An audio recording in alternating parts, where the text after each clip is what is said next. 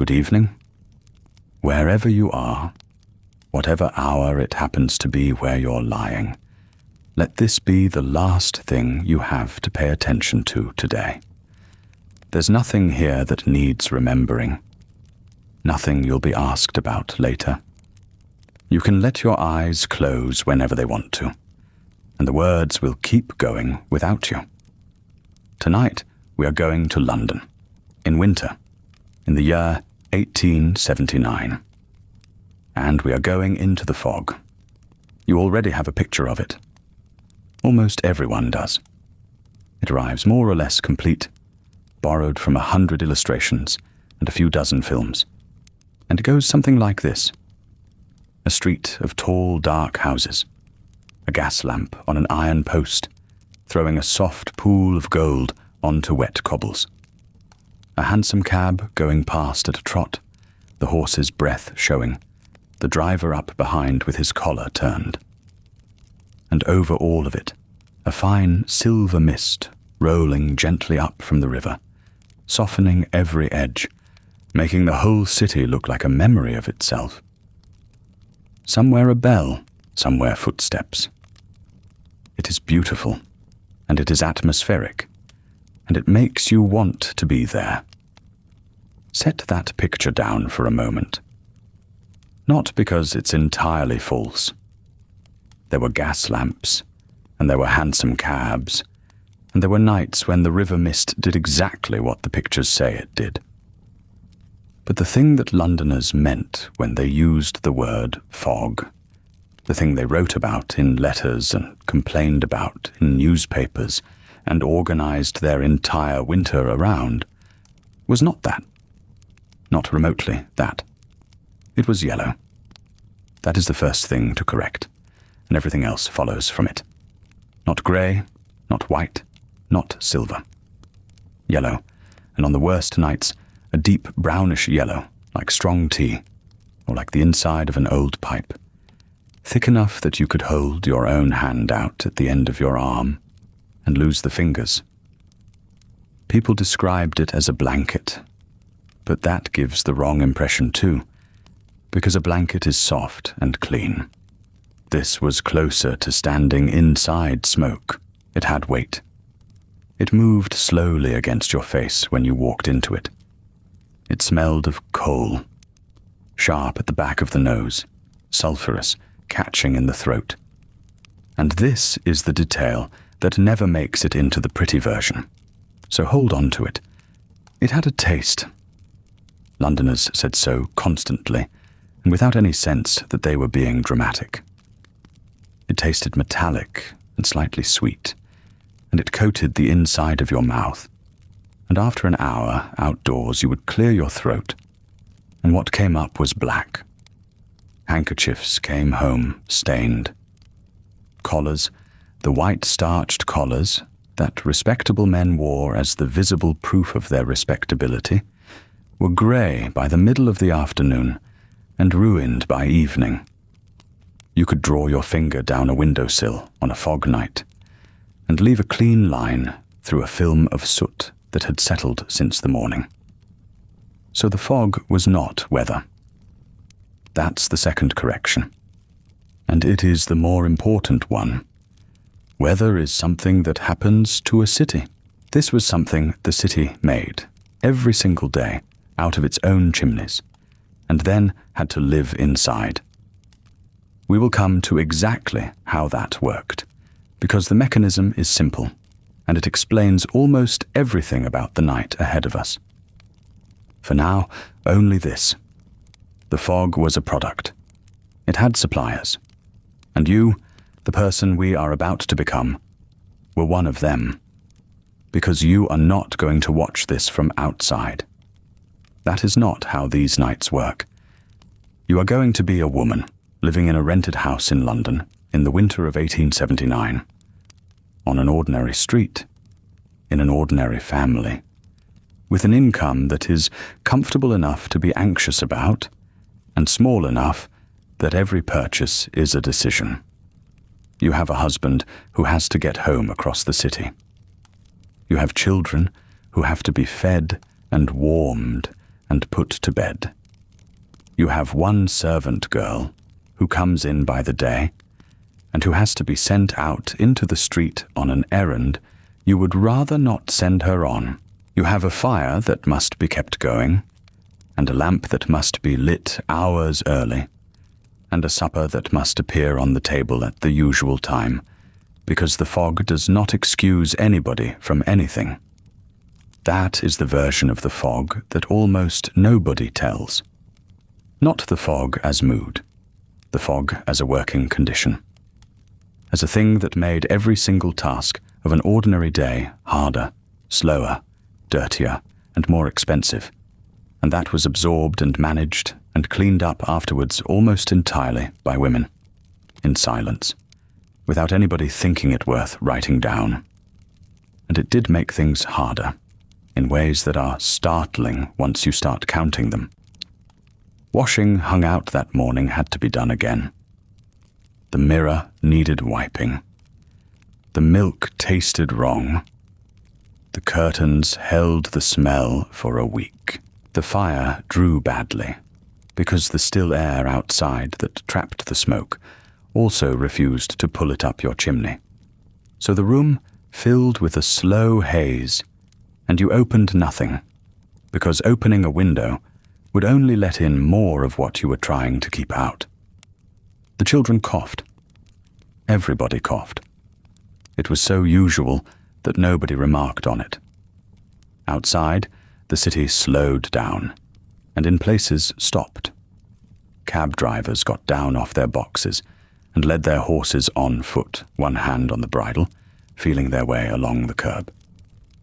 Boys with torches stood at corners and sold themselves as guides, a penny or two to walk in front of a vehicle and be the thing the driver steered by.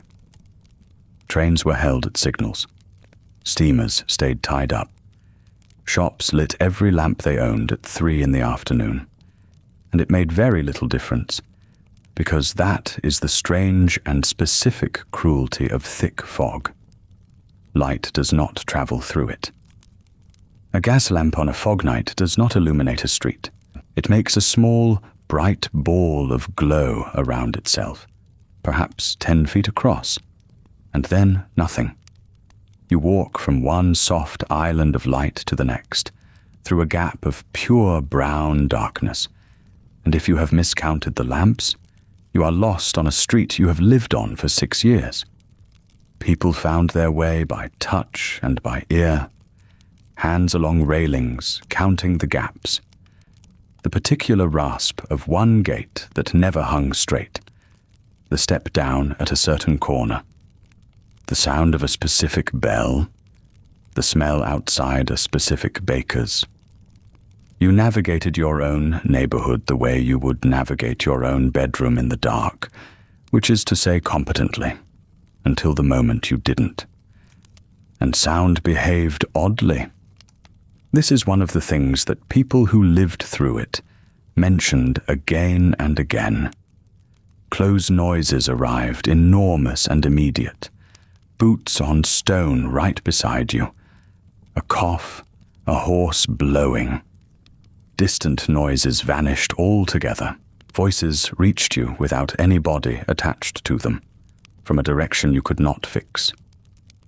A whole city of several million people could feel, from a doorstep, like 6 or 7 people moving about in a very large empty room. That is where we are going tonight. Not to a mystery, and not to anything alarming. To a Thursday. An ordinary, cold, working Thursday in December, in a house with one properly warm room in it, and a list of things that need doing before anyone can go to bed. We will go through it in order, hour by hour, from the last of the afternoon light, which arrives brown rather than grey, and then leaves early, all the way through the evening, and the errands and the supper, and the shutting up of the house, to the strange particular quiet of a fog night after midnight, and then to the morning after, and the cloth wiped along the window sill. along the way we will stop fairly often and look at how things actually worked, what coal cost, and what it cost the people who could only buy it by the pennyworth. What a lamp needed doing to it every single day, which nobody has ever thanked anybody for. What a clerk earned, and what his collar cost, and how thin the margin was between his family and the one below. What the crossing sweeper was doing out there in it, and how the arrangement between you and him worked to both your advantage. What the constable's night looked like from inside his boots, and who was awake and working while you slept, because a great many people were. None of it needs to be held on to. It's here to be drifted through. Before we go, one small thing, and then I'll leave you alone with the dark. If you feel like it, leave a comment and tell me where you're listening from and what time it is with you. It's a curious pleasure of a channel like this one, knowing that at any given moment somebody is falling asleep to it at 11 at night, and somebody else is doing it at 4 in the afternoon on the other side of the world. I read them. They're lovely. Now, let the room go soft. Let your shoulders come down off your ears, and let the pillow take the weight of your head properly, the way it's been asking to all evening. It is the 12th of December, 1879. It is 3:30 in the afternoon, and the light in London has already begun to fail. Let us go back. The street you live on runs north from the Pentonville Road, a little way east of the prison, in a district that the men who built it 40 years ago intended to be genteel, and which has settled instead into something more honest. The houses are brick, 3 stories and a basement, joined shoulder to shoulder in a terrace that runs the whole length of the street without a gap. There are railings in front, painted black, and behind the railings a drop of 6 feet or so down to the basement window, and the area steps.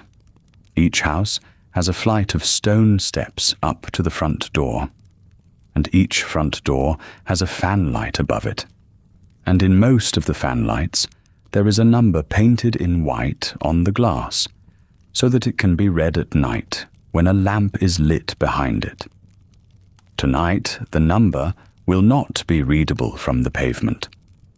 Tonight the number will barely be readable from the bottom step. You are 34.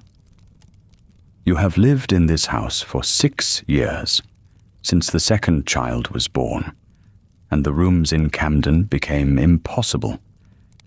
You rent the whole of it, which places you a particular distance above the families who take 2 rooms and share a scullery, and a particular distance below the families whose houses stand on their own with a garden and a gate. The rent is £32 a year, paid quarterly, and it is the single largest fact of your financial life. Everything else you decide is decided around it. Your husband is a clerk in the city, in a house that handles marine insurance, in an office on a court off Cornhill that gets no direct sunlight at any hour of any day of the year. He has been there 11 years. He earns £160 a year, which is not a bad salary for a man in his position, and which has risen by about £5 every second or third year, and which will go on rising at approximately that rate until it stops. He leaves the house a little after 8 in the morning, and he is home a little after 7 at night, and the distance between here and Cornhill is a shade under 3 miles, and he walks it in both directions on all but the very worst days, because the omnibus fare twice a day, 6 days a week, comes to a sum he has calculated and does not care to spend.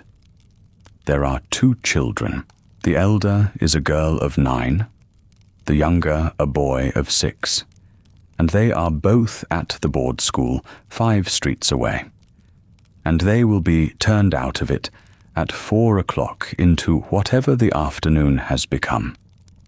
That is the first thing sitting at the front of your mind this afternoon, and it has been sitting there since about 2. The servant is a girl of 17 who comes at 7 in the morning and goes home at 8 or 9 at night, depending on the day, to her mother's rooms 3 streets over. She does not sleep here. You do not have a bedroom to give her, and you could not pay for one if you did. She has £8 a year, and her meals, and she does the rough of the work, the grates, the steps, the scrubbing, the carrying, while you do the cooking, the mending, the marketing, the accounts, the children, and the thinking. This division is not written down anywhere. It simply is what happens in a house of this income. And if you were asked to describe your own occupation on a census form, you would have written, in a clear hand, nothing at all. The house has 4 rooms that matter, and several that do not. The parlour at the front on the ground floor, which is where the good things are. The kitchen in the basement, which is where the life is. 2 bedrooms above. There is a 3rd small room at the back on the 1st floor, which is cold in a way that no fire has ever fixed, and which is used for boxes. There is a scullery, a coal cellar under the pavement, with an iron plate above it in the flagstones, and a privy in the yard. There is no bathroom. There is no hot water anywhere in the building that has not been carried there in a kettle or a can. In the parlour, there is a horsehair sofa, 2 chairs, a table with a cloth on it, a fender, a coal scuttle of japanned tin with a brass handle, a mantelpiece with a clock on it that gains 4 minutes a week, and 1 good lamp. The lamp matters. It is a paraffin lamp with a glass chimney and a milk glass shade, and it cost 11 shillings and 6pence, and it is the object in this house most likely to be described by a visitor as handsome. Everything else in the room is adequate. The lamp is the one thing that is better than adequate, and you bought it deliberately for that reason. And you clean it yourself every single morning, because you do not trust anybody else with the chimney. Now, the air. At noon today, it was cold and clear, and perfectly ordinary. A hard, bright winter noon, with a sky the colour of a saucer. There was no wind, which you noticed at the time, and did not think about, because the washing you had hung out in the yard was not drying, and you were mildly annoyed at it. By 1:30, the sky had gone soft at the edges. By 2, the far end of the street had acquired a kind of blur, as though somebody had breathed on it. By 3, you could no longer see the chimneys of the houses opposite, only the roof line, and the roof line had lost its corners. And now it is 3:30, and the thing has properly arrived. What you notice first, always, is not the thickness. It is the colour of the light. In an ordinary winter dusk, the light goes grey, and then blue, and then it is simply gone, and the whole change has a coolness to it. This light is not doing that. This light is going brown. It has a dirty yellow underneath it, the colour of weak tea, or of the water after the second wash, and it does not come from any direction. There is no west to it. There is no low sun sitting somewhere behind the houses. The brown is simply everywhere at once, evenly, the way water is evenly in a glass, and it is thickening by the minute, and it has the effect of making every surface in the room look as though it has been varnished a long time ago. You go to the window, and you look out, and the houses opposite are gone. Not dim, gone.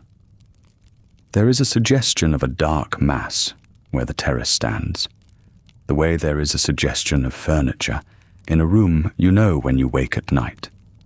But the railings on the far pavement have no more edges to them, and the doors are not doors, and the fan lights are not lit yet, and so they are nothing. Directly below you, the area railings of your own house are perfectly sharp. 6 feet beyond them, the pavement stops. You can see, at a stretch, as far as the lamp post outside the third house along, and only because you know it is there, and can find the darker column of it if you look properly. The window is shut. It has been shut all day, and you can smell it anyway. That is the part that people who did not live in it never quite believe. The smell is inside. It comes in around the sashes, under the door, down the chimney when the fire is low, and it is not a faint thing you have to hunt for.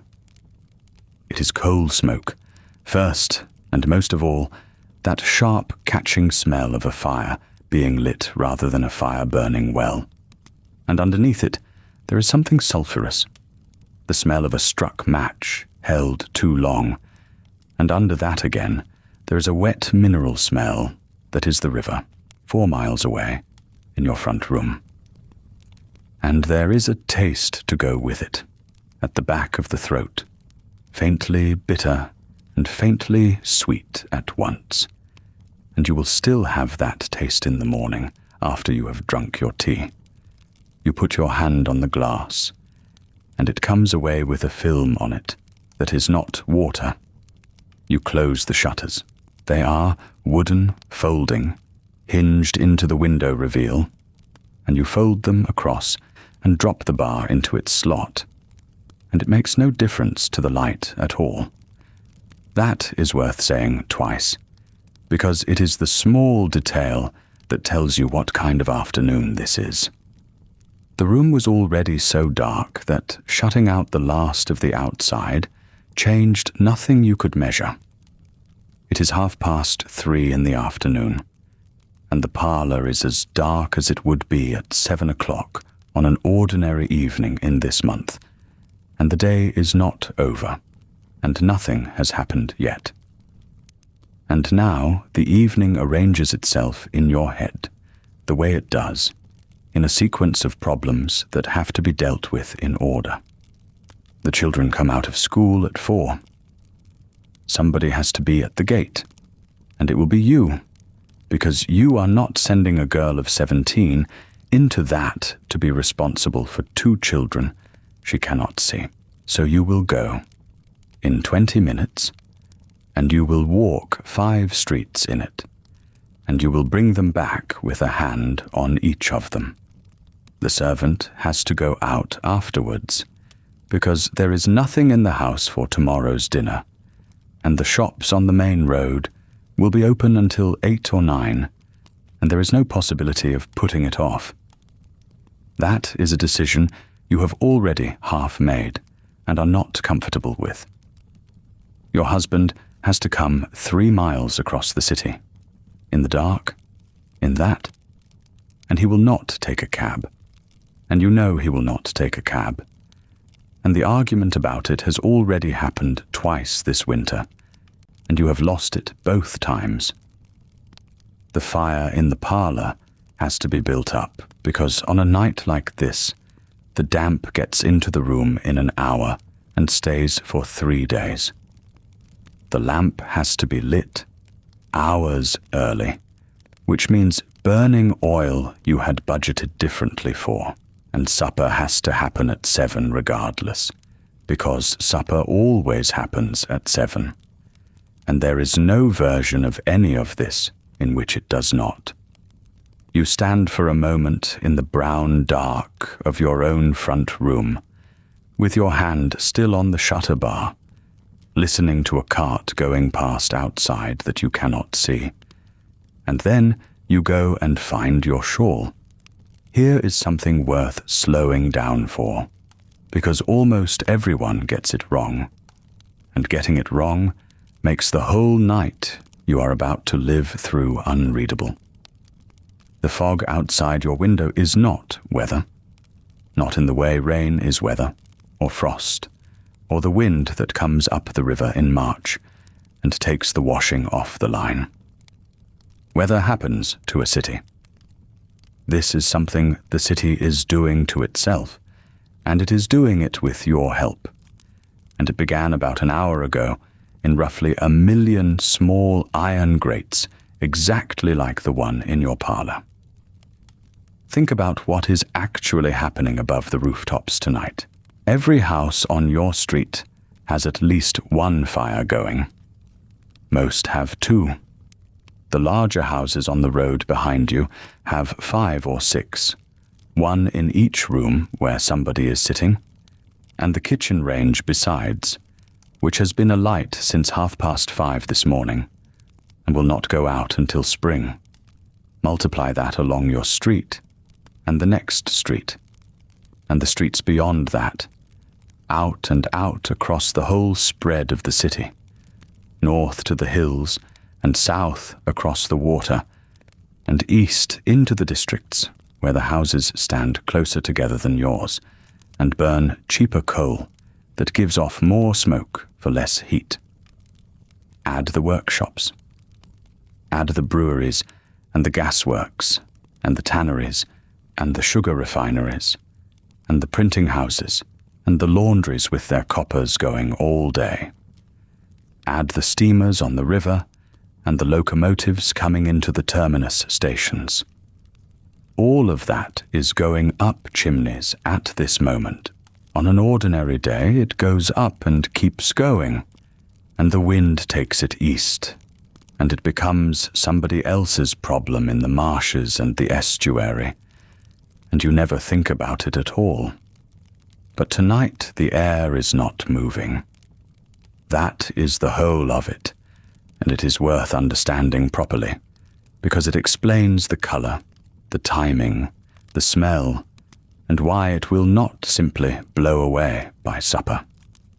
What has happened is this. The ground has been giving up its heat since yesterday afternoon under a clear sky, which is why last night was so cold that the water in the jug on the washstand had a skin of ice on it this morning. The air lying directly on the cold ground has gone cold with it. Above that, higher up, there is a layer of air that is warmer, and warm air sits on top of cold air quite happily and does not mix with it. So you have a lid, a ceiling over the city, invisible, perhaps 100 feet up, perhaps 300, and everything underneath it is trapped. Your smoke goes up the chimney and rises and reaches that ceiling and stops. It cannot go higher. It has nowhere sideways to go because there is no wind to push it. So it spreads out and settles and comes back down, and it mixes with your neighbors, and with the smoke from the works 2 miles off, and with the damp coming off the river, which never dries out, and every particle of soot in all that smoke gives a droplet of water something to gather around. That is why the fog is thick where an ordinary river mist would be thin. Clean air makes thin fog. Air with 100,000 tons of soot in it makes something you can lose a horse in. And because it keeps being made all evening by every fire in London while the lid stays on, it does not thin as the night goes. It thickens. It will be worse at 9 than it is now, and worse again at midnight, and worst of all in the small hours before dawn, when the ground is coldest. Anyone who has lived here more than 2 winters knows this in their bones, and plans accordingly. That is why the errand is being done now, and not later. Now, the colour. This matters more than it sounds, because Londoners read the colour the way sailors read a sky, and they were not being poetic when they did it. A grey fog is a river fog with not much smoke in it. Unpleasant, damp, cold in the joints, but you can see across a road, and traffic keeps moving, and nobody stays home. A yellow fog has coal in it, properly in it. The yellow is the sulphur, and you can taste it at the back of the throat. A sourness that sits there and makes you swallow for no reason. This is the common London fog of a still winter week. And this is what you have at 3:30 this afternoon. Then there is the brown. Brown is thicker, older, held down longer, and it is when the light through your window stops being light at all and becomes a sort of stain on the glass. When the fog goes brown, the shops light their lamps at midday, and the clerks in the city work by gas at 11 in the morning. And past brown, there is the one nobody wants, the black. Black fog is a very particular thing, and it does not happen every year. It is when the air is so loaded that a man in the middle of a wide street cannot see the curb on either side of him, and holds his arm out and cannot make out the shape of his own glove. In a black fog, the omnibuses stop entirely, because there is no purpose in a vehicle that cannot find the road, and the drivers unhitch the horses and lead them home on foot, and leave the vehicles standing where they are. So when a woman in a greengrocer's says it is coming on yellow, she's not describing a view. She's telling the other women in the shop how much time they have, whether the children should be fetched, whether the man of the house will be late, whether tomorrow's washing is worth attempting. It is information. It is a warning system that everybody in the city understands without ever having been taught it. And here is the part that is genuinely uncomfortable, and which the romantic version of all this leaves out entirely, because it is much easier to imagine fog as something that happens to Londoners than as something Londoners make. The fire in your parlour, the one the servant is building up at this moment, because the room is going damp, is part of the fog. Not a symbol of it. Part of it. The smoke going up your chimney right now is out there in the street within the minute, mixing with everybody else's, and it will still be out there at midnight, and some of it will come back in under your own door and settle on your own curtains, and you will wash those curtains in March, and the water will run black, and you will not connect the two things, because nobody does. The middle sort of household is not a bystander in this. A house like yours, with a parlour fire and a kitchen range and a bedroom grate lit on the coldest nights, burns a great deal more coal than a family of 8 in 2 rooms, who buy it by the pennyworth, and light one fire, and cook on it, and sit around it, and let it out at 9. The larger the house, the more fires, the more smoke.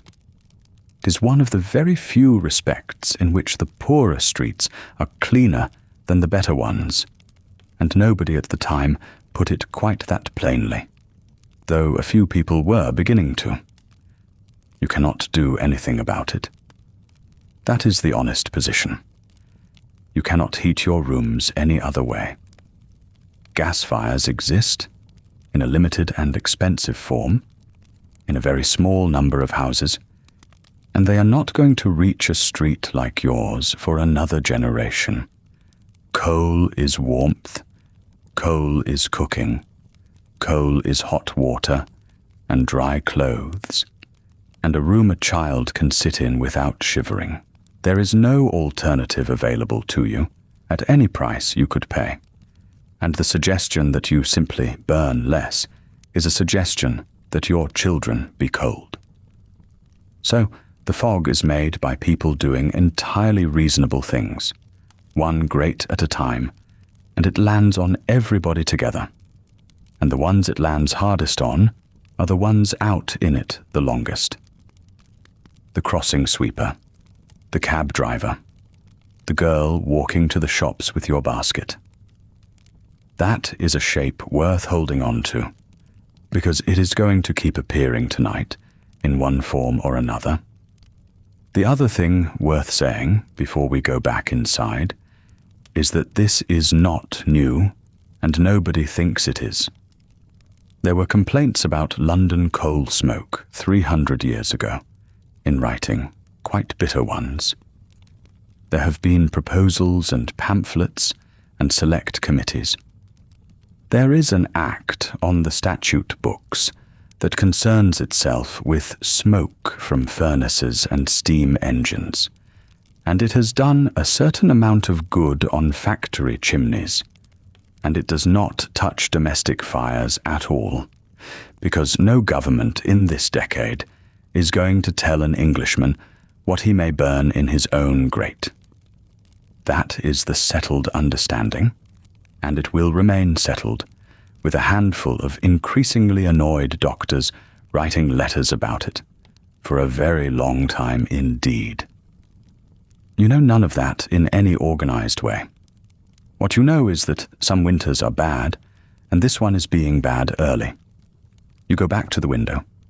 There is not much point, but you go anyway. The house opposite has gone. Not dimmed. Gone. There is a shape where the roofline should be, and you are aware that you might be inventing it. The lamp on the corner, which was lit 10 minutes ago because the lamplighter has been coming earlier all week, is a small, dull spot the color of weak tea, and it does not throw light onto anything. It simply sits there, being slightly less dark than the rest. You reach up and pull the shutters across, both leaves, and drop the bar into its bracket, and the sound of it is very loud in the room. And it makes no difference. That is the thing. You have shut out a window that was showing you nothing, and the room is exactly as brown as it was before, and the smell of the outside air is still here with you, faintly sour, in the folds of the curtain, and on the hearth rug, and on your own sleeve when you lift your hand to your face. You will need the lamp. It is not yet 4 o'clock. The girl comes through from the back with the scuttle and sets it down on the hearthstone with a small, dull knock, and you hear her knees go onto the boards, and then the particular sequence of noises that belongs to a fire being brought back from almost nothing. First the poker, turning over what is left. There is a soft collapse as the crust of grey breaks and shows red underneath, and a little breath of heat comes out at her, and she leans back from it out of habit, rather than because it is dangerous. Then the small shovel, scraping the base of the grate, drawing the fine ash forward and down through the bars into the pan beneath. Then a pause, because she is not simply throwing that ash away. She pulls the pan out and takes it to the hearth and tips it into the sieve. And this is the part of the work that nobody in this house thinks about at all, because it happens every day, and it happens near the floor. What she is doing is separating the dead ash, which is powder and worth nothing, from the cinders, which are the pieces of coal that were half burned yesterday and went out before they were finished. Those pieces are still fuel. They are not good fuel, and they will not throw much heat on their own, but they will burn again if they are put back at the bottom of the fire under fresh coal. And every one she saves is one you do not have to buy. She shakes the sieve. The powder goes down into the pan and hangs in the air a moment in a fine grey haze, and she turns her face aside from it, and the cinders stay riding on the mesh, black and light and knocking against each other like gravel. That handful of cinders is worth about a farthing. She will do this tomorrow, and the day after, and every day of this winter. And across the season, it saves the household something on the order of 4 or 5 shillings, which is not nothing to you. And the whole practice is so ordinary that not one household manual of this decade thinks it necessary to explain it. They simply assume you already do it. She lays the cinders back into the grate, then the fresh coal on top, chosen piece by piece with the tongs, the smaller lumps at the front where they will catch, and the larger ones behind. Paper is not used. Paper is for a fire that has gone out entirely, and this one has not. She takes the bellows off the hook, sets the nozzle low under the bars, and works them slowly, 6 or 7 times, in no hurry. Let me put some numbers to what is sitting in that scuttle, because the numbers are the part that explains the rest of your life. Coal in London in this decade is sold to households like yours by the hundredweight, which is £112, and the price at the door in winter runs somewhere around 1 shilling and 8 pence, sometimes as much as 2 shillings when the weather has been hard and the barges have been slow. A ton 20 of those hundredweights comes to somewhere between 30 and 35 shillings delivered. So call it £1.50 of money for a ton of coal in the cold months. The price falls in summer. Everyone knows this. Almost nobody in your position can act on it, because acting on it means buying a ton in July and having somewhere to put it, and you will come back to that in a moment. Your household burns a fire in the parlour from morning until the last of the evening, and a fire in the kitchen range every day of the year, because the range is not a comfort. It is the only way anything gets cooked or any water gets hot. In a week like this one, you are going through the better part of 200 weight, sometimes more. Over a full year, taking the summer months with the winter, a house of your size and habits burns somewhere between 4 and 5 tons. That is between 6 and 8 pounds a year, spent on the simple business of being warm and eating hot food. Set that against what comes in. Your husband earns £140 a year, and the rent on these rooms takes something close to a quarter of it, and the girl takes rather less than you might expect.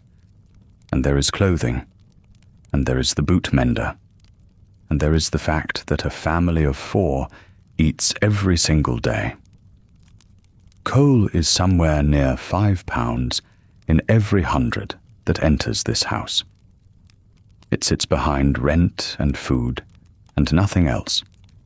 It is the third great fixed cost of your existence, and unlike the rent, it goes up in exactly the months when you can least afford it and cannot possibly do without it. The coal itself arrives by the sackful.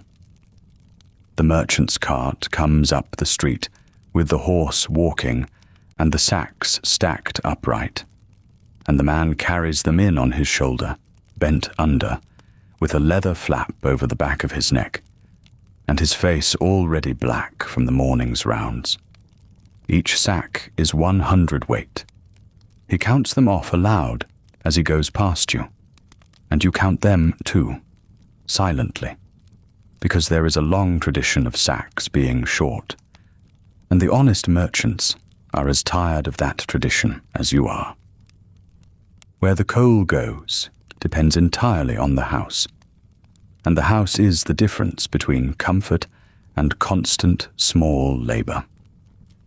A good address has a coal cellar under the pavement, and an iron plate in the flagstone above it, and the man tips the sack straight down the hole from the street, and the whole ton is in the ground under your front step, and someone fetches it up a bucket at a time by an interior door. You have no such thing.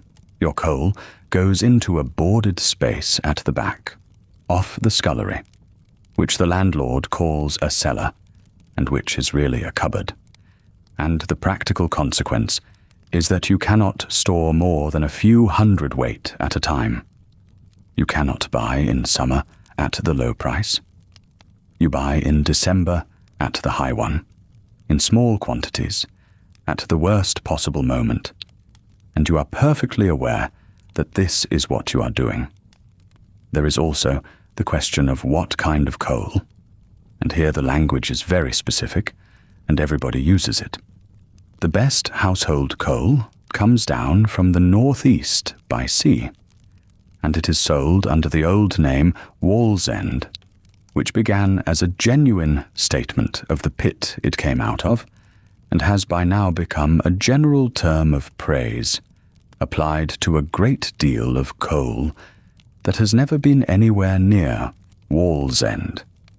Good northern coal burns bright, gives a strong, steady heat, and leaves relatively little clinker in the grate. Below that come the ordinary house coals, perfectly serviceable, cheaper by 2 or 3 pence in the hundredweight. Below those again is small coal, which is the fragments and dust left after the good lumps have been screened out, and it is cheap because it is difficult. Small coal packs itself down and smothers the air and burns slow and sullen and produces a great deal of smoke for very little warmth. You buy the middling sort. You buy the middling sort because the best is a luxury you cannot justify twice a week, and because small coal in a parlour grate makes a room that is dirty without being warm, which is the worst of both arrangements. When you have people coming, you tell the girl to build the fire with the larger lumps you have been saving at the back. And this is not vanity. A fire that burns clean and bright is a statement about the household that the visitors will read without ever putting it into words. Now, here is the part that ought to trouble anyone who looks at it directly. You pay something near 2 shillings a hundredweight. The families 3 streets over, in the courts behind the main road, pay considerably more per pound than you do, and they pay it in the most galling way possible, which is a farthing or a halfpenny at a time. They have nowhere to store coal, and no money on any given day to buy a quantity of it, so they buy it in the smallest units the trade can be bothered to sell.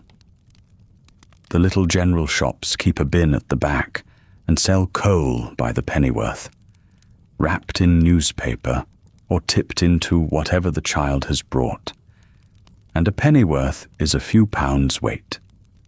And if you sit down and work out what that comes to over 100 weight, it is half again what the merchant's cart charges at your door, and sometimes very nearly double.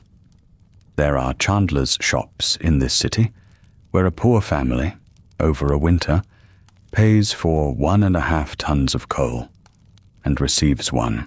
The reason is not wickedness on the shopkeeper's part, though there is some of that. The reason is that small quantities cost more to handle, and that credit is being extended, and above all that the poorest household in London has no capacity whatsoever to buy anything in advance. Every economy available to you is closed to them, and the entire structure of it is so normal that neither you nor they would think to call it unjust. It is simply the price of coal, and the price of coal is higher if you are poor. The girl has been working the bellows this whole time, and the fire is not coming up as it should. You watch it from where you stand. The flame is there, low and orange, and lying flat across the top of the coal, rather than climbing, and the smoke is not going up the chimney with any conviction. It gathers under the mantel shelf, thins, drifts back into the room. Every few moments, a small grey coil rolls out over the fender at knee height and comes apart on the hearth rug. She looks up at you. You already know what it is, and so does she. A chimney draws because the warm air inside it rises and pulls the cold air behind it up through the fire, and that requires the air at the top of the chimney to be willing to move. Tonight, the air above every roof in this parish has stopped. There is nothing pulling at the other end. The fire is trying to breathe through a stopped pipe, and it will burn all evening in this half-hearted way, and it will use more coal than it should to produce less heat than it should, and some part of what it produces will come backwards into the room and settle on the curtains and on the children. You tell her to leave it. She hangs the bellows back on their hook. The room will be warm enough by 6. It will simply cost you more than it ought to, in coal and in everything else. By 4:30, you have given up waiting for the day to improve. There is a particular reluctance in lighting a lamp too early, and it is not entirely about the cost, though the cost is part of it. It is about admitting the afternoon is over. In June, you would not think of touching the lamp before 9. In December, you might expect to hold out until 4, and to feel virtuous about it. Tonight, you strike the match at 25 minutes past 4, and the truth is, you should have done it an hour ago, and have been squinting at your mending in a brown half-dark, out of nothing but stubbornness. The lamp stands on the round table in the center of the parlor, which is where it always stands, because it is the only lamp in the house worth the name, and the room has been arranged around it. It is a paraffin lamp with a brass base and a glass reservoir, and you can see the level of the oil in it from across the room, which is useful and also faintly accusing. You lift the glass chimney off. You turn the little wheel at the side of the burner until a small tongue of wick rises above the slot. You touch the match to it, and the flame runs along the width of the wick in a thin yellow line, guttering, smoking, throwing a shape up the wall that is far too large for the light it gives. You settle the chimney back into its gallery. And then you wait, because the wick must not be turned up until the chimney has warmed, or the glass will crack, and you will have to buy another. And a chimney is 4p you would rather keep. After a minute, you turn the wheel again, and the flame stands up properly inside the glass, white at its heart, steady, and the room resolves itself around it. The table, your hands, the edge of the sideboard. Beyond that, a brownish nothing where the walls are. This is the point at which it is worth saying plainly that lamps do not light themselves and do not maintain themselves, and that the labor involved in keeping one good lamp burning nicely for an evening is a real quantity of work that appears in no household budget and no wage return anywhere. The wick has to be trimmed. Every day or every other day at the outside. The top of a cotton wick chars as it burns, and the char does not burn evenly, so within a day the flame develops a horn at one corner, and that horn smokes, and the smoke blacks the inside of the chimney within an hour. So each morning you take the burner off, and you take a pair of scissors kept for the purpose, and you cut straight across the charred top. Or in some households, you rub the char away with a scrap of paper, which is thought to give a better edge. Then the chimney itself must be cleaned, inside, with newspaper twisted into a rod, because a chimney with any film on it loses perhaps a quarter of its light, and you will not notice the loss because it happens gradually. Then the reservoir must be filled, from a can kept out of the room, because the smell of paraffin gets into everything, and it must not be overfilled, and the outside must be wiped, because oil on the outside of a lamp is how houses burn. None of this is difficult. All of it takes 20 minutes a day, and it is done kneeling, and it makes your hands smell of oil for hours afterward, and nobody in the history of the world has ever thanked anybody for it. The oil costs about 6p a gallon at the corner shop, and a gallon lasts your household something over a fortnight in winter, less if the evenings are long. So the light in this room runs at roughly 3p a week, and for that you get a flame that gives you perhaps as much light as 10 or 12 candles would, all at once from one point on the table. That comparison is worth holding on to, because it explains almost everything about how rooms in this country were lived in. Consider what else you might burn. A tallow candle, which is the cheap sort, made of rendered animal fat, gives you a small yellow light that requires snuffing every 15 or 20 minutes, or it will smoke and stink and gutter down to a stub. Tallow candles cost about 6p a pound, and a pound gives you 8 candles, and each candle burns for perhaps 8 hours. Your grandmother lit her house with these and thought nothing of it.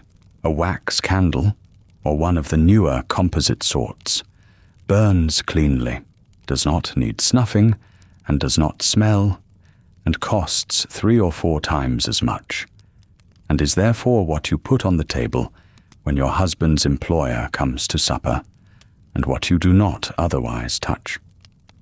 Paraffin sits above both of those in convenience, and below both in respectability, which is a very particular English combination.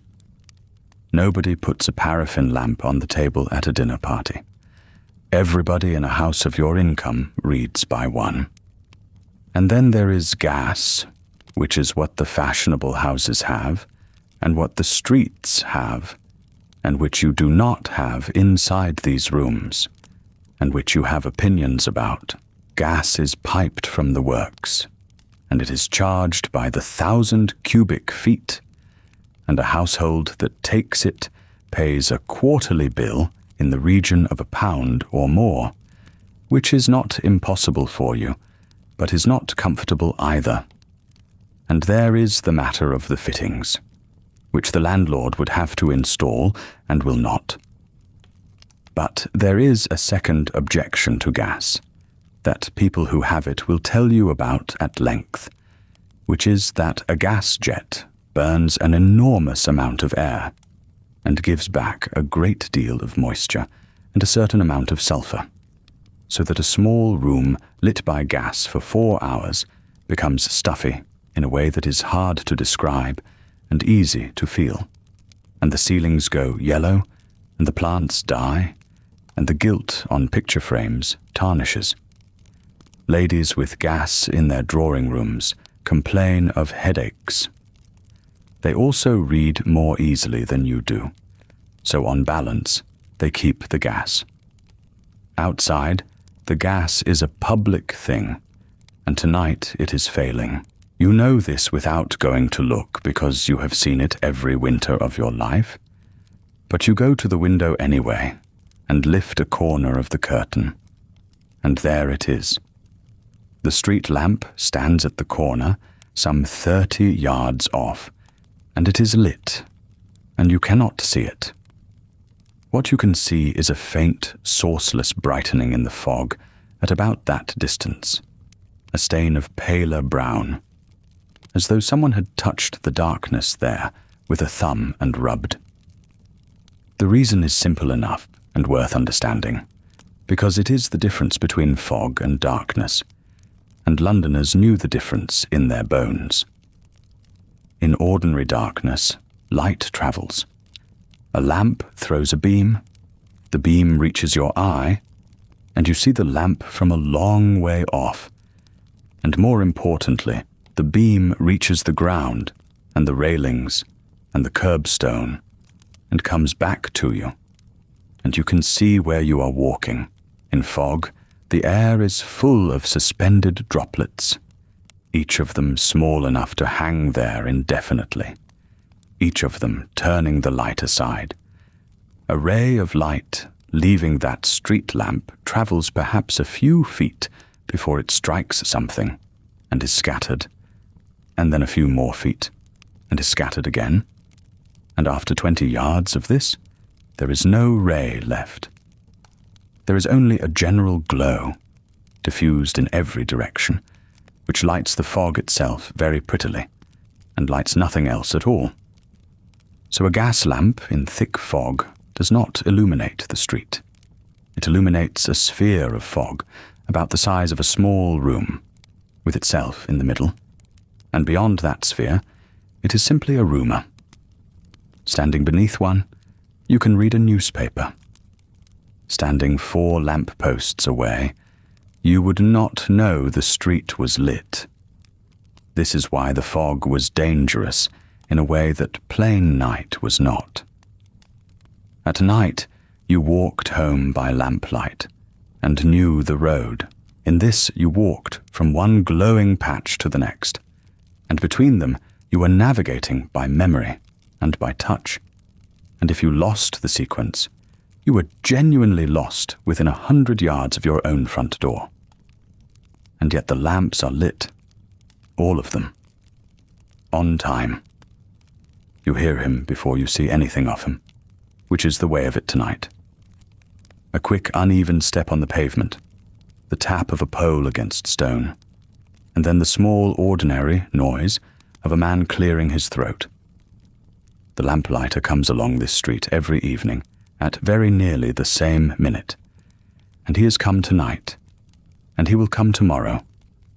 He carries a long pole with a spirit flame burning at the top of it, and a small hook below the flame. He stops at the post, reaches up, catches the little lever inside the lantern with his hook to turn on the gas, holds the flame to it, and moves off. 6 seconds a lamp, perhaps 8. He has a beat of several hundred lamps, and he will light every one of them.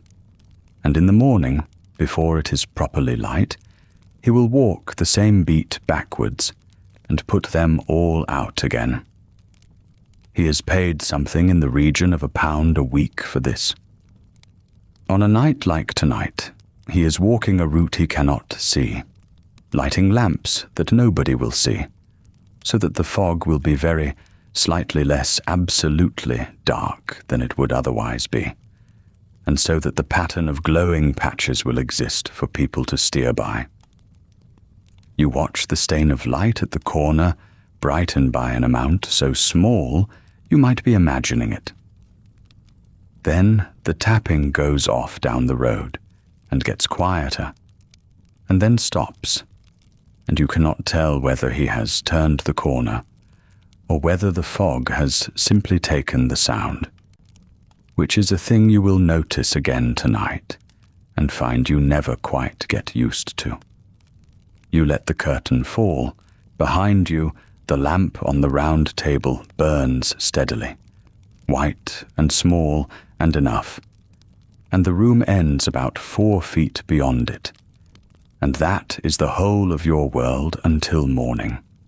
The girl comes up from the scullery, wiping her hands on her apron, and you have the basket ready on the table with the list tucked under the handle, where it will not blow out, though nothing is blowing anywhere tonight. She is 15. She has been with you since the spring.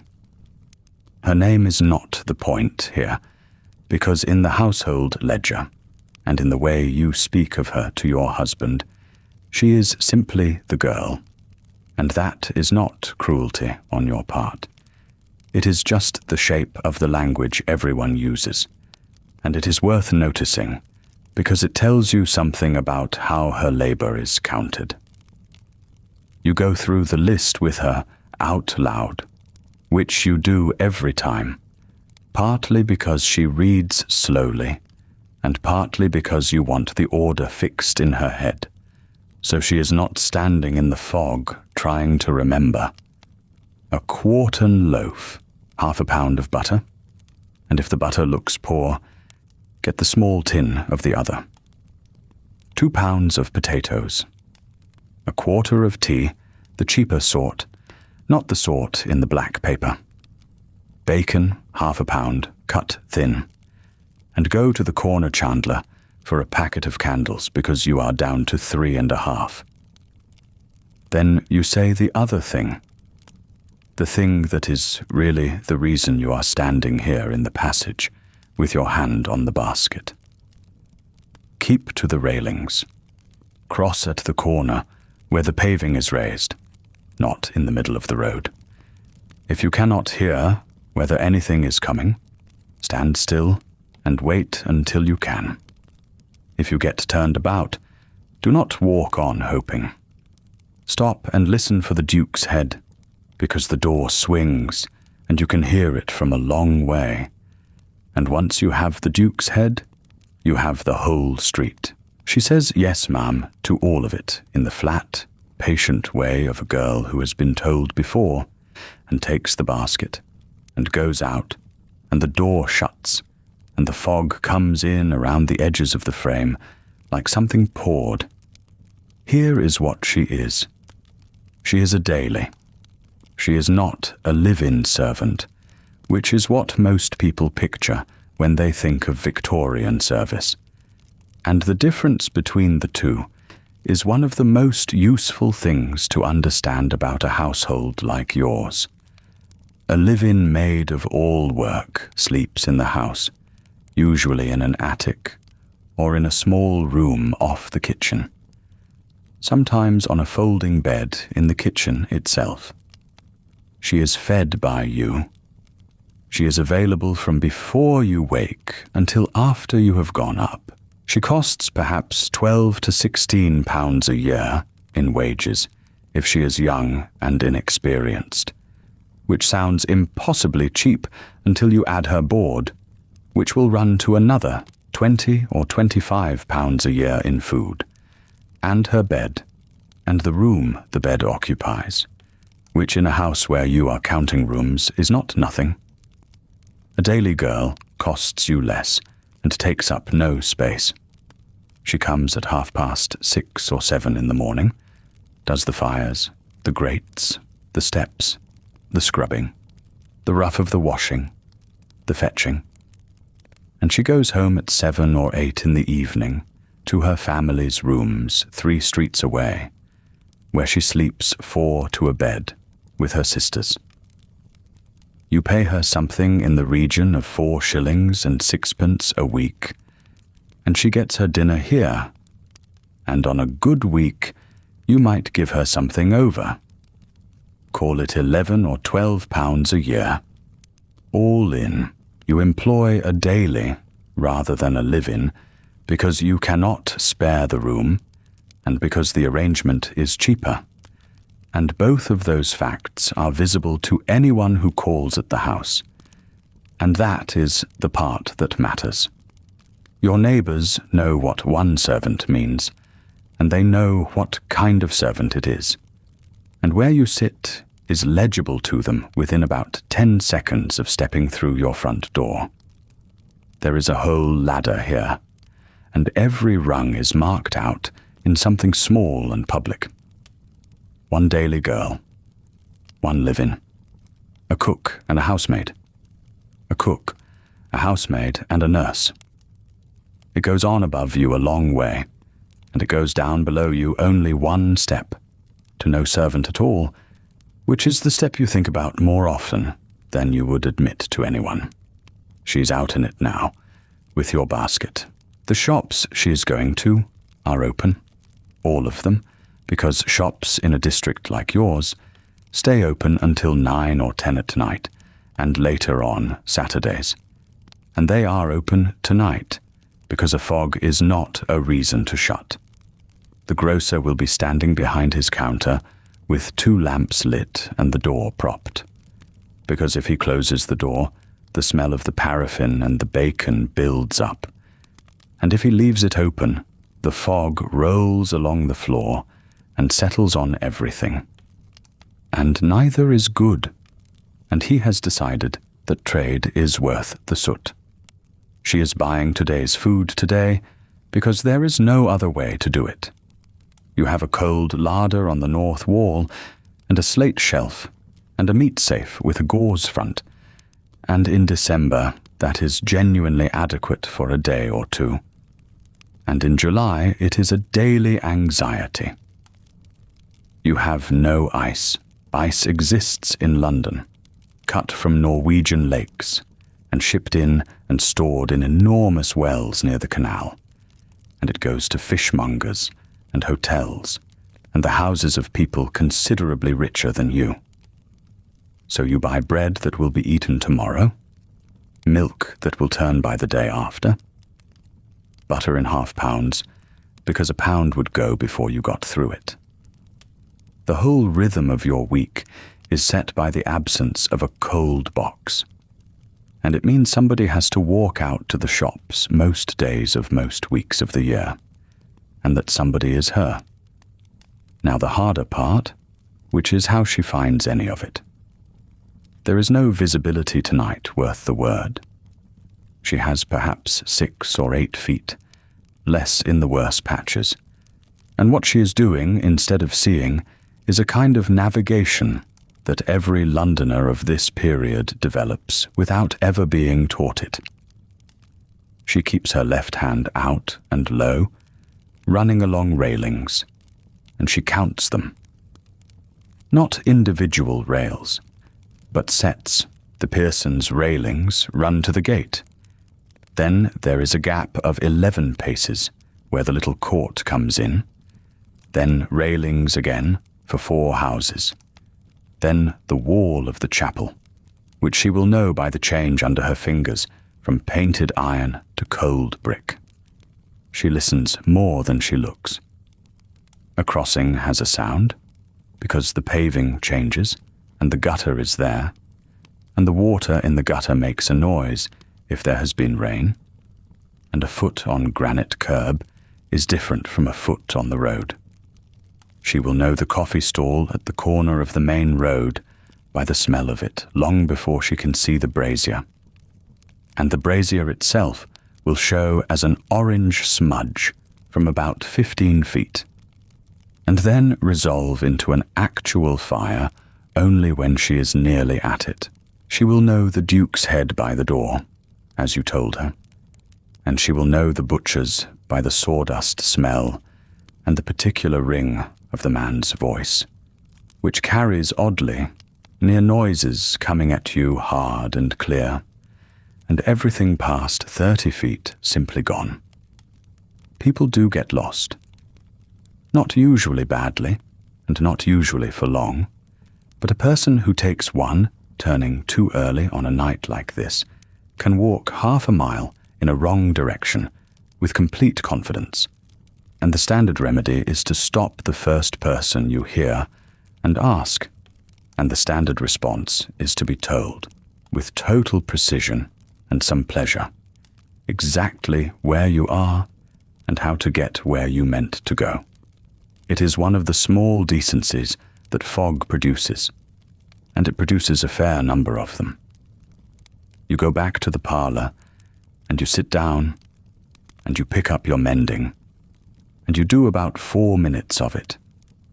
Then you get up and go to the window. There is nothing there. You knew there would be nothing there. The stain of light at the corner is where it was. Below it, the road is a grey nothing that your eye keeps trying to make into shapes. A cart, a figure, and each one dissolves as soon as you look at it properly. because it was never anything but the fog moving very slowly against itself. She has been gone 25 minutes. The errand takes her 18 on an ordinary evening, and you know that because you have timed it without meaning to, the way you have timed everything in this house. You tell yourself the sensible thing, which is that the shops are slow tonight, because everyone is out at the same hour buying the same things, and the grocer is weighing butter by lamplight with his hands cold. You tell yourself the other sensible thing, which is that she is walking at half her usual pace, as she should be, as you told her to. 25 minutes is nothing. 35 would be nothing, and still you are standing at a window that shows you a rectangle of brown-grey with a lamp stain in the top corner. And you have been standing there long enough for the mending to have slid off the arm of the chair onto the floor. And you notice that you have your hand flat on the glass, which is cold and slightly greasy, and that you have been listening so hard that the fire behind you has become loud. This is the thing the fog does that nobody writes down, because it is not dramatic, and it does not photograph. It removes your ability to check. In ordinary weather, you would look out and see the length of the street, and know at a glance whether a figure with a basket was coming up it. And the knowing would take a second and cost you nothing. Tonight there is no glance. There is only waiting, and the waiting is exactly as long as it is, and you cannot shorten it by looking, and you look anyway. Then, from the direction of the corner, there is the sound of the area gate, 2 doors down, being pulled to. Then footsteps, quick and light and close together, coming up on the near side. You get to the door before she reaches it, which you will be slightly embarrassed about afterwards, and you open it. And there she is on the step with the basket held against her hip, and her shawl up over her mouth, and her eyebrows, and the front of her hair gone grey with wet soot. And she says, entirely cheerfully, that the grocer had no thin bacon left, so she has brought it thick, and she hopes that will do. It will do. It will have to do. And in fact, thick bacon is better value for the money.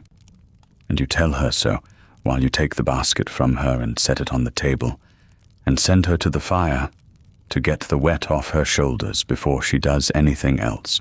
She stands with her back to it, and steam comes off her, actual visible steam, and the soot on her hairline dries into a fine grey line that she will not be able to wash out properly until Sunday. And while she stands there, and you unpack a quarter of tea and a half-pound of butter wrapped in paper that has gone limp, you become aware of something about the street outside that has been true for some while without your noticing it. It has gone quiet in a particular way. Not silent. Your street is never silent, and would not be silent even in the small hours. But the ordinary layered noise of a London evening, the noise you stopped hearing years ago, in the way that people stop hearing a clock, has thinned out and changed its character. And now you can pick out individual sounds from it, the way you would pick out individual voices in a room where only 3 people are talking. Listen to what is left. There is a cart somewhere towards the main road, and it is moving at a walk. You can hear that clearly. In ordinary conditions, a cart passes the end of your street as a single smeared noise lasting perhaps 4 seconds, wheels and hooves and harness all arriving together and leaving together. Tonight, It takes the better part of a minute to cross the gap, and you can count the individual footfalls of the horse. And between them, you can hear the wheel rims turning on the stones, and somewhere alongside it, a man's voice saying something short and low. Not to you, not to anyone but the horse. That voice is the whole story of the evening in one detail. He is not on the cart. He is walking at the animal's head with his hand on the bridle, because he cannot see the road from the seat, and the horse cannot see it either. And the only way either of them is getting anywhere is one of them putting a hand on the other and going forward at the speed of a man on foot. There is no omnibus. You would hear an omnibus. An omnibus is the loudest ordinary thing in your neighborhood. A great swaying box on iron tires with a dozen people on the roof, and a conductor who shouts, and it comes past the end of the road at intervals through the evening with the regularity of something you can set a kettle by. Tonight, there has not been one for over an hour. You did not decide to notice that. You simply have.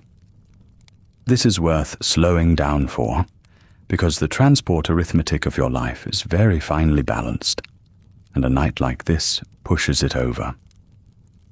An omnibus fare into the city from where you live is somewhere between a penny and threepence, depending on how far along the route you go, and whether you ride inside or on the roof.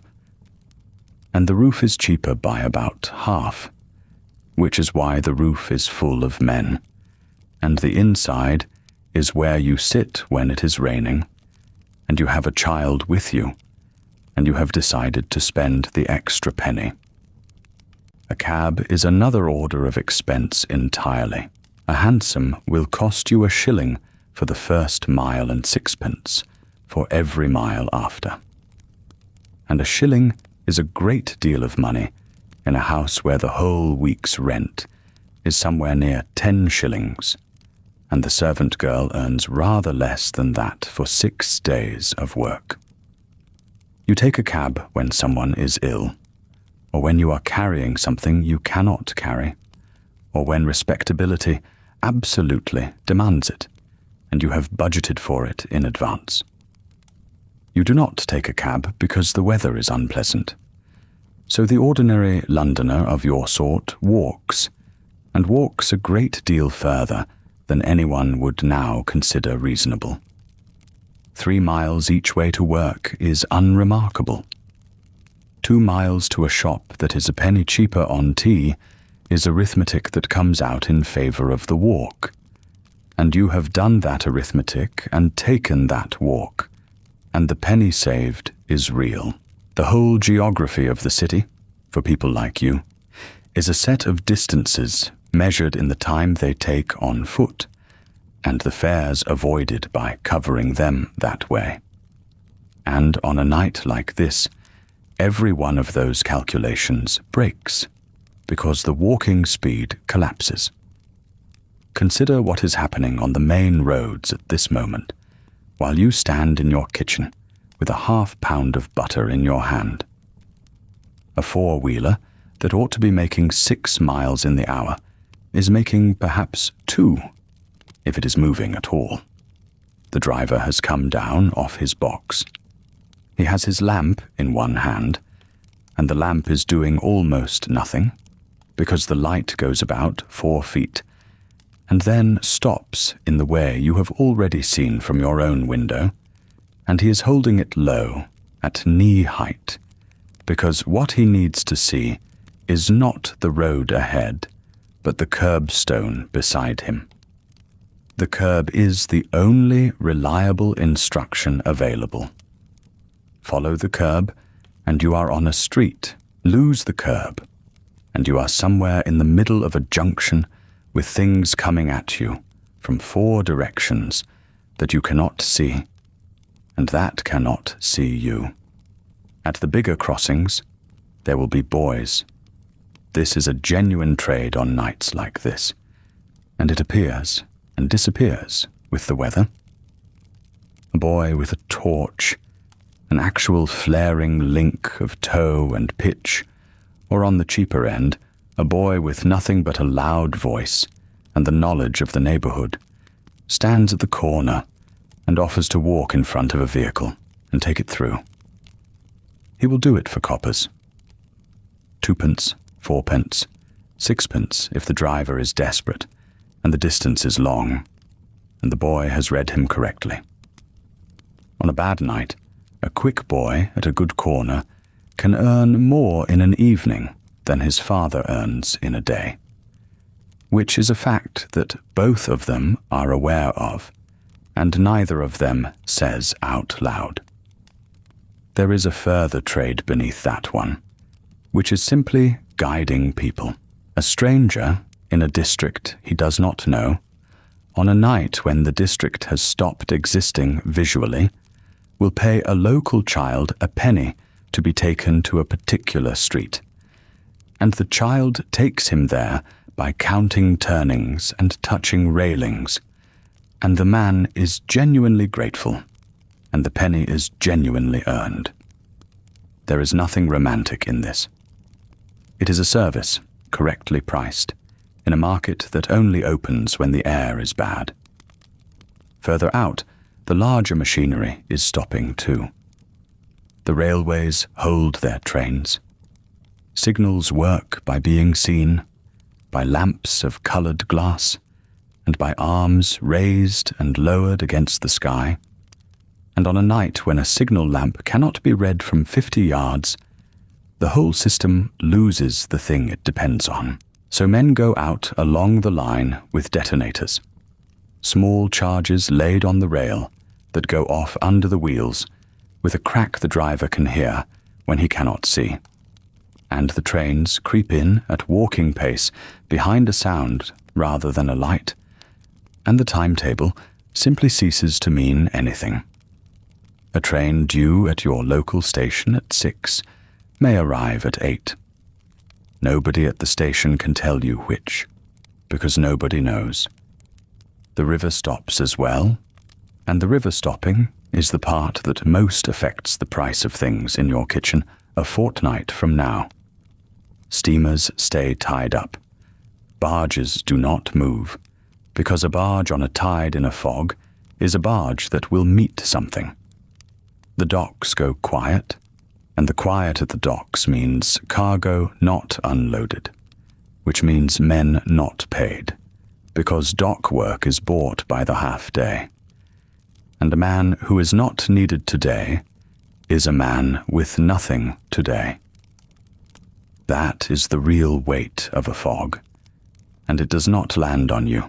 It lands 3 streets over and further east, on households where the difference between working and not working is the difference between supper and no supper. And here is the thing that Londoners actually did with all of this, which is the small piece of practical culture I want you to have. You do not have a measurement for fog. There is no number, no gauge, no announcement. What you have instead is a ranking, and the ranking is built entirely out of which things have stopped. If the omnibuses are running but slowly, it is a fog, and it is a nuisance. And you go about your business with a handkerchief over your mouth, and you complain about it. If the omnibuses have stopped, it is a bad one, and you begin to think about who in the household is out and how they are getting back. If the cabs have stopped, and cab drivers are stubborn men whose entire income depends on not stopping, then it is a very bad one indeed.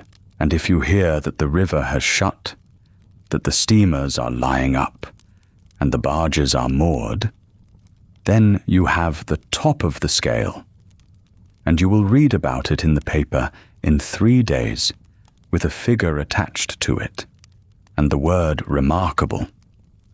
And people will talk about it for years afterwards, and compare later fogs to it unfavorably. Tonight, standing in your kitchen, you have already worked out where you are on that scale without articulating it. No omnibus for an hour. A cart being led on foot past the end of the road. You have not heard a cab at all this evening, not one, and you would hear a cab because a hansom on these stones is a distinctive light, quick rattle that carries. So it is a bad one. Not the worst, but bad. Which brings you, in the way that these calculations always arrive at the same place, to the question you have been holding off from since about 4 o'clock, and can no longer sensibly hold off from, which is the question of a man who left the city office at 5:30, and has to cross a substantial piece of London on foot to reach this door, and who ought, by the ordinary reckoning of an ordinary Thursday, to have been standing on that step some considerable time ago. You put the butter in the safe. You tell the girl to lay the table.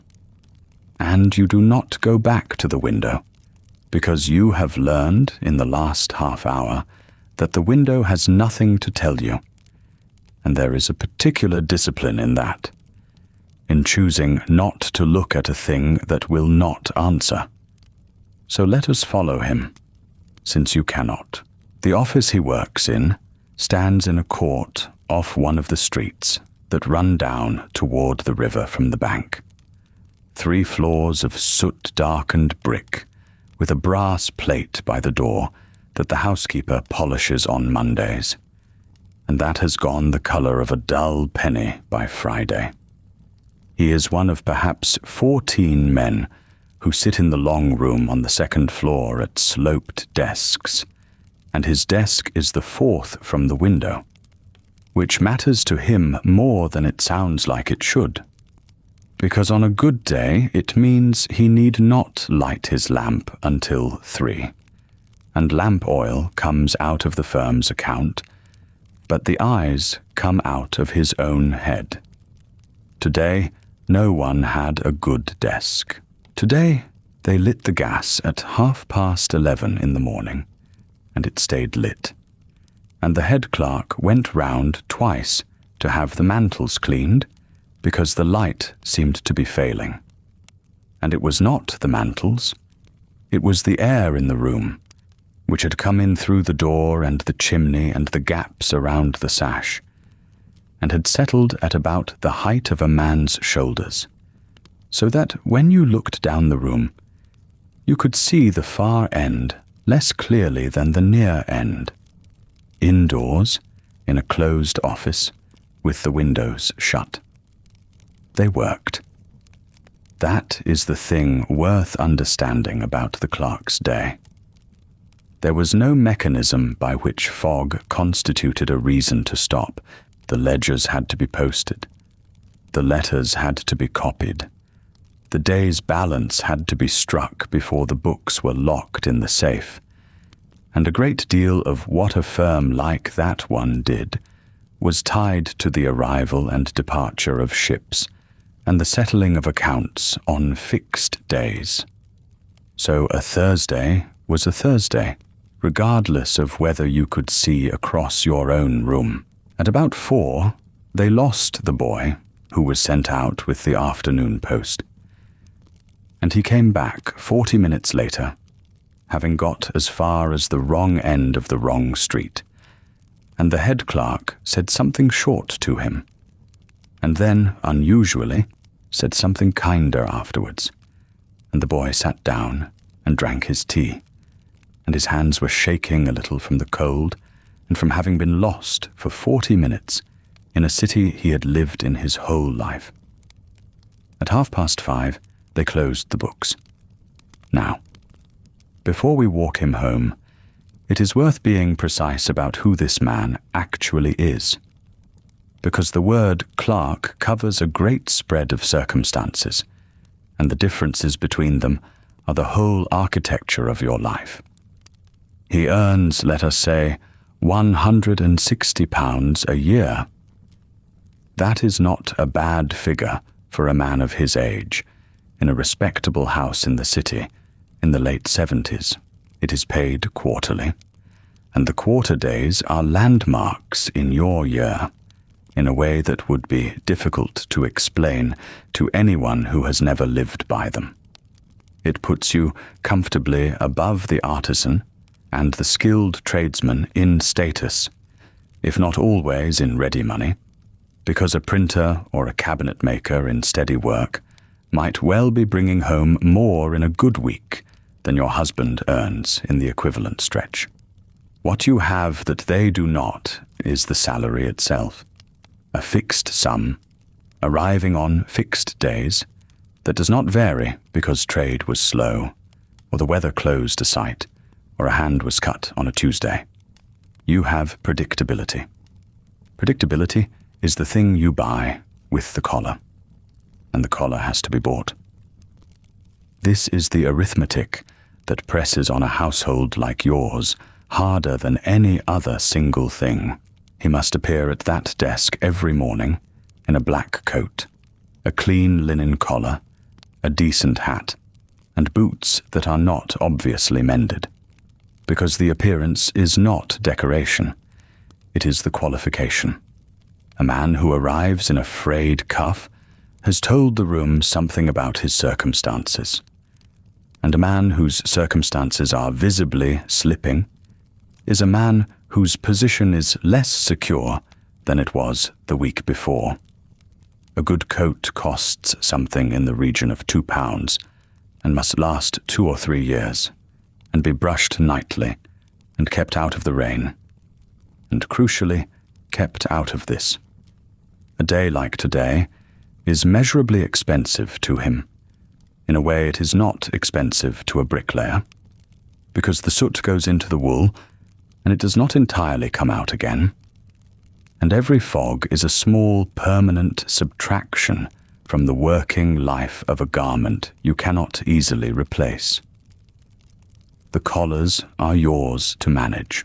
Linen, changed daily, washed and starched and ironed, and there is no world in which he goes out on Friday in Thursday's collar. So the wash is not a weekly indulgence, but a structural requirement of his employment.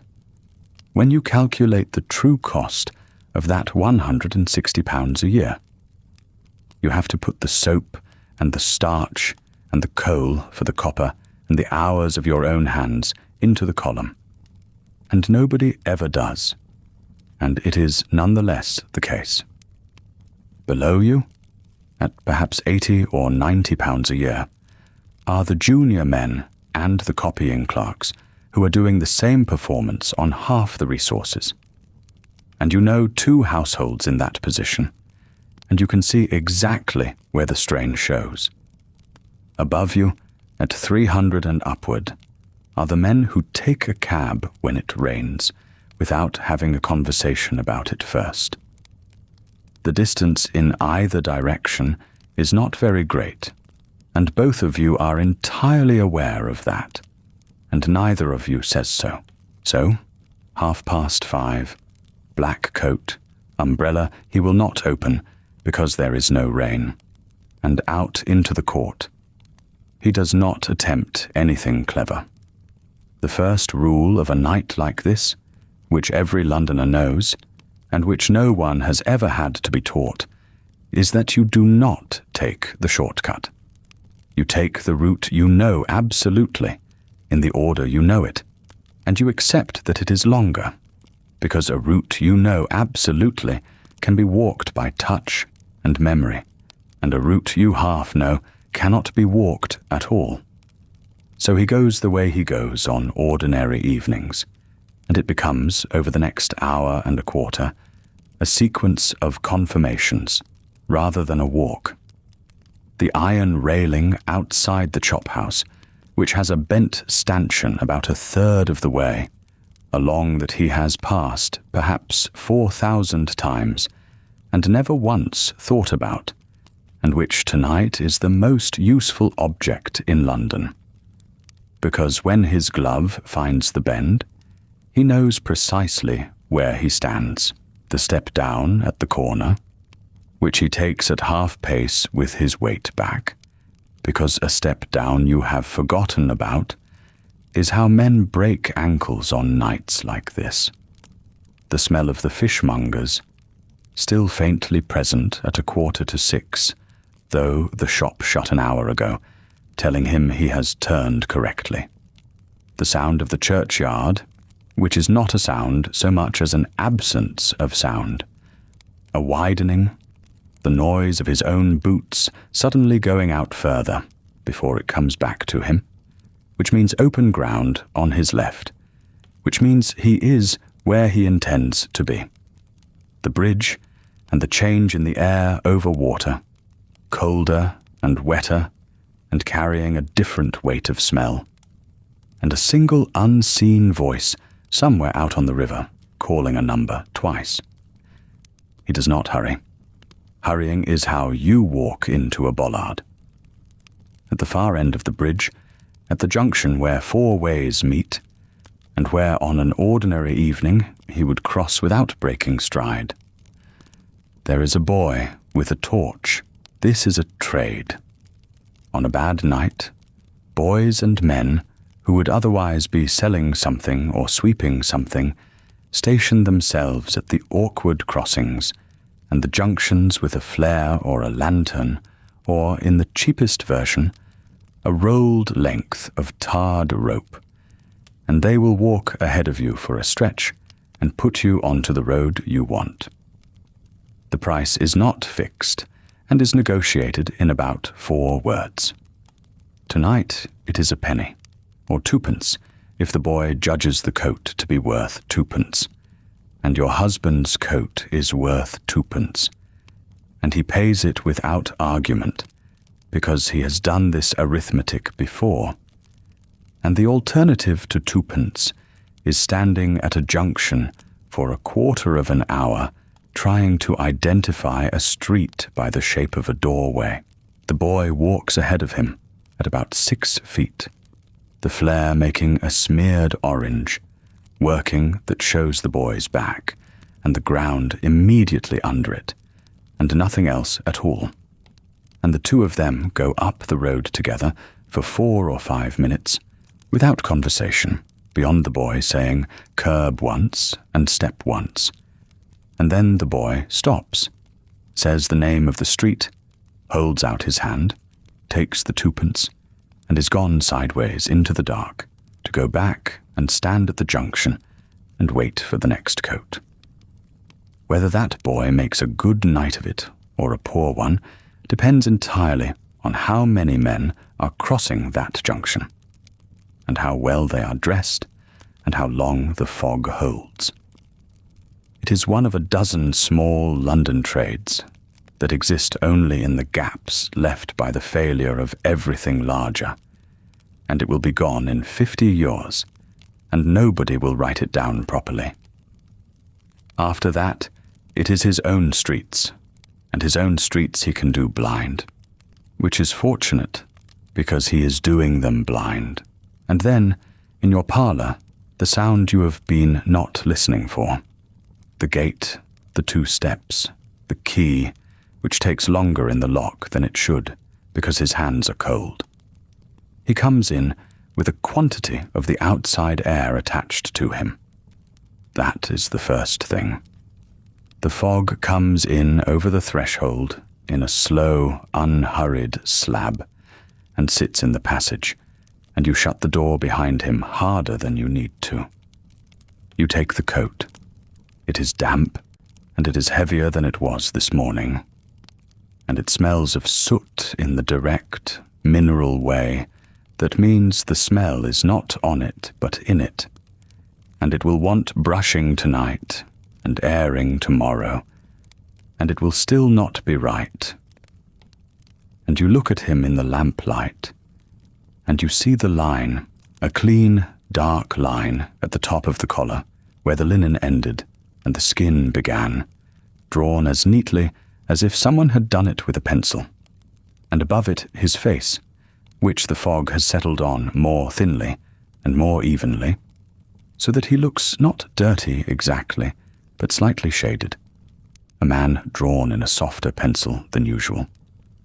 He says it took an hour and a half. He says the office was lit all day. He says he paid a boy 2p at the bridge, and it was worth it. Then he sits down in the chair nearest the fire, in his shirt sleeves, and puts his hands out toward the grate, and does not say anything else for a while. Supper has been waiting on the hob for 40 minutes, which is not a disaster, because the sort of supper a household like yours eats on a Thursday in December is not the sort that suffers from waiting. It improves, if anything. It is a stew, and it is mostly what a stew is in this house at this point in the week. Neck of mutton, cut cheap and cut small, gone soft after 2 hours. Carrot, turnip, an onion, a good deal of barley, and the liquor thickened at the end with a spoonful of flour worked into cold water, so it does not go lumpy. There is bread with it. There is always bread with it. The bread is doing a considerable amount of the work. You bring it to the table in the pot and serve from the pot, because there is no sense in dirtying a tureen for 4 people in one room, and the plates have been warming on the fender, which is a small thing, and the difference between a hot supper and a lukewarm one. The girl set the table before she left. 4 places, the good cloth folded back to its cleaner side, the salt, the pepper in its little wooden pot, the butter under a cover because of the soot. Your husband eats without saying much, which is not sullenness. It is the particular tiredness of a man who has spent 90 minutes navigating by railings, and there is a point about 10 minutes into a hot meal where you can watch some of that come off him. Here is the arithmetic behind that plate, because it is arithmetic, and you do it constantly, and nobody has ever once described it as skilled work. Neck of mutton at this date, from a decent butcher in a street like yours, runs about 6p the pound. Best cuts run twice that, and you buy them perhaps 4 times a year. You bought 2 pounds of neck, so a shilling, and it is feeding 4 people twice, because there will be enough left for the children tomorrow with more barley added. Barley is under 2p the pound, and it is the single most useful thing in the cupboard for that reason. Carrots and turnips, a penny or so between them. An onion, a halfpenny. So the whole pot, the whole hot centre of the evening, stands at something like 1 shilling and 4p, and it feeds 4 twice over, which is a fraction over 2p a head per meal, and you did not have to think about that to know it, because you have been doing this every day for 11 years. Bread is the other pillar. A 4-pound loaf, the standard household loaf, sits around 6p, sometimes 5p halfpenny if the harvest was kind, and the American wheat has been coming in. And it comes in reliably now, which is why bread is cheaper than your mother remembers it being. Your household gets through 5 or 6 of those loaves in a week. That is around 3 shillings a week on bread alone. And it is the item you would notice first if the price moved. And it is the item every family below yours would notice hardest. Butter is where the money goes, and where the respectability lives.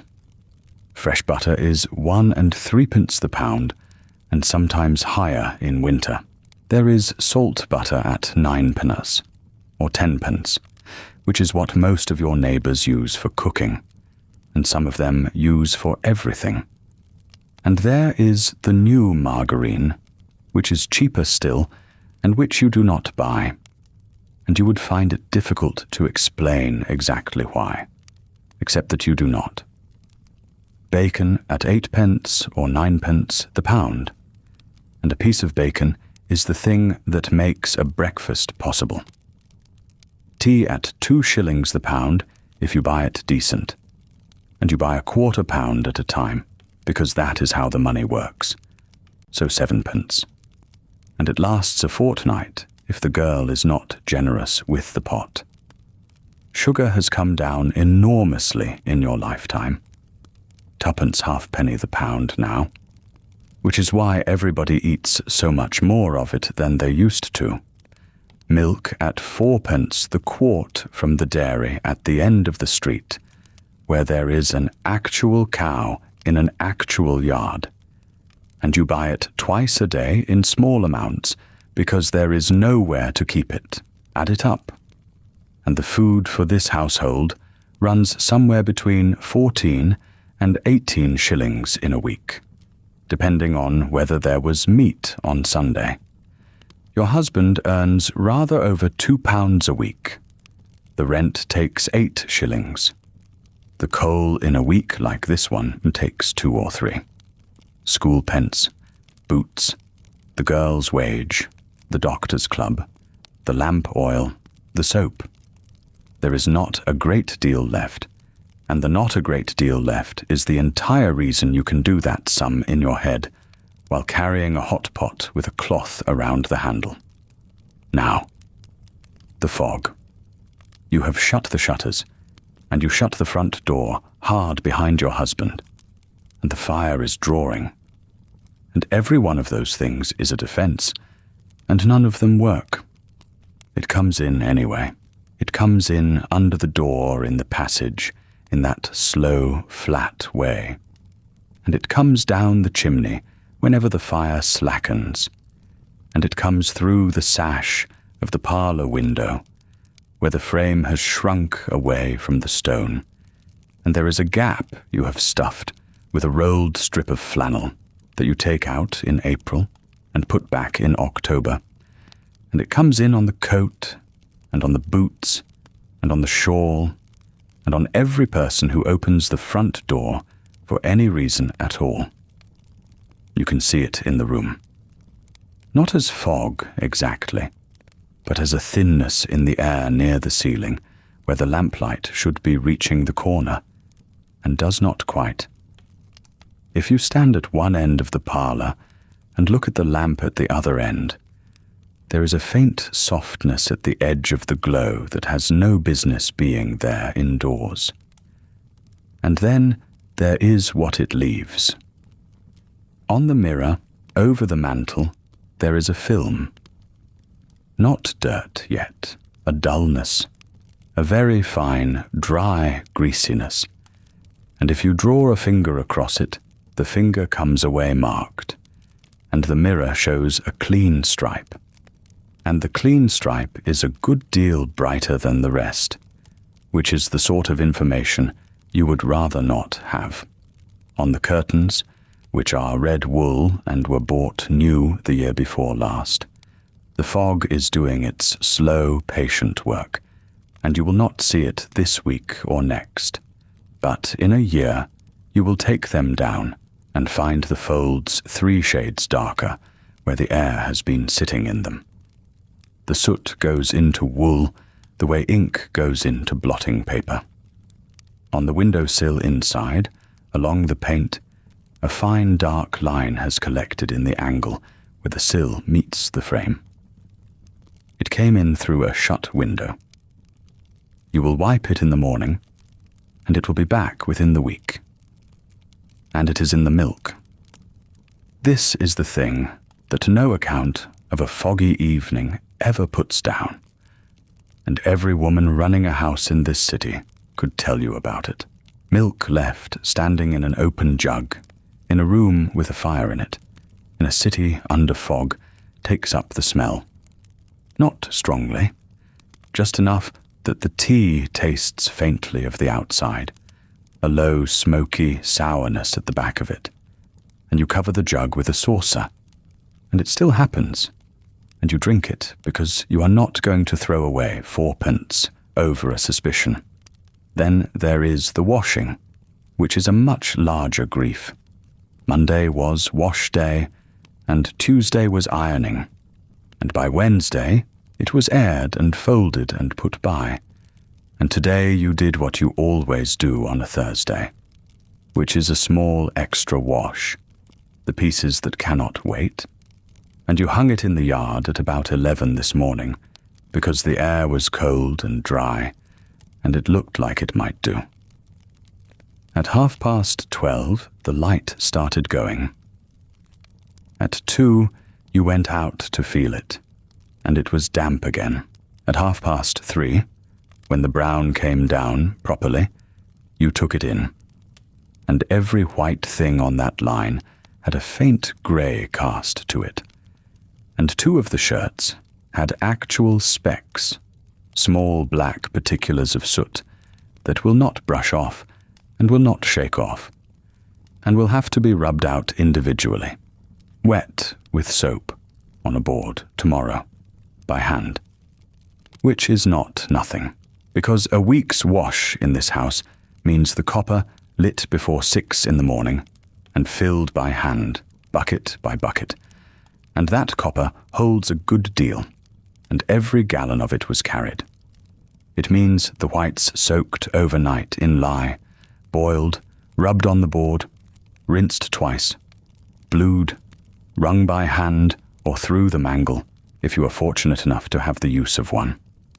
It means the coloured things done separately in cooler water, the woolens more gently still, the flannels last. It means lifting sodden cotton, which is astonishingly heavy, in and out of water, perhaps 30 times across a day. It means 11 or 12 hours on your feet, in a hot, wet room, with the windows shut against exactly the air that has just ruined your morning's work. Somewhere between 8 and 14 hours of labour a week, in a house this size, for laundry alone. If you paid a washerwoman to do it, and some of your neighbours do, it would cost you 2 shillings and 6pence and her dinner, and it would still be 8 hours, only they would be hers. So when you brought the line in this afternoon with the specks on it, what you were actually looking at was an additional hour and a half of tomorrow, already spent before tomorrow has started. You do not say any of this at the table. There is nothing to say about it. It is Thursday, and it is December, and this is what December is. The children eat. The boy has the trick of eating quickly, so as to be first at the bread. And you have stopped correcting him for it, because it is not worth the 3rd correction of an evening. The girl eats slowly and dismantles her food before she consumes it, and asks whether the fog has a bottom to it, whether if you dug down under the road, you would come out under it. And her father says something about the river being the bottom, which is not accurate and satisfies her completely. The lamp hisses. It does that when the wick wants trimming, which is tomorrow's job, and the sound sits underneath the room like a kettle deciding whether to bother. And nobody remarks on the smell. That is the part worth noticing. The whole room smells of coal smoke and mutton fat and damp wool and paraffin, and the smoke has come indoors and settled in the curtains and got into the milk, and not one of the 4 people at this table mentions it, or thinks it worth mentioning, or would be able to describe it if asked. It is simply what the air in a room tastes like in winter. It is ordinary. It has been ordinary their whole lives. The plates go, and the table becomes something else. This is one of the small conversions that happens in a house like yours 3 or 4 times a day, and that nobody thinks of as work, because it is done in the gaps between other work. The cloth comes off and is shaken at the back door, quickly, because of what is waiting in the yard. Underneath is the deal top, scrubbed pale. The lamp is moved to the center. The chairs shift by a few inches. And a room that was a dining room for 40 minutes is a schoolroom and a parlor and a workroom again, without anyone announcing the change. Your daughter has a slate and a slate pencil, and the noise the one makes on the other sets your teeth on edge in a way you have never got used to in 11 years of it. Your son has a copybook, ruled, with a line of engraved script at the top of the page, and 11 blank lines beneath it in which he is to reproduce that script as nearly as he can. Tonight's line is "Perseverance overcomes obstacles." He has written it 4 times. The first is careful. The 4th has begun to lean. You sit at the end of the table with the mending basket, because the light is here, and there is no second lit room in this house, and because a woman who sits down in the evening without something in her hands has not, in your experience, actually sat down. Here is where it is worth stepping back from the table for a moment, because the schooling of these 2 children is newer than they are. 9 years ago, there was no legal requirement in this country for a child to be taught anything at all. There were schools, certainly. Dame schools run out of front rooms by women with more willingness than qualification. Charity schools attached to parishes, ragged schools for the very poorest, and a scattering of decent private establishments for those who could pay.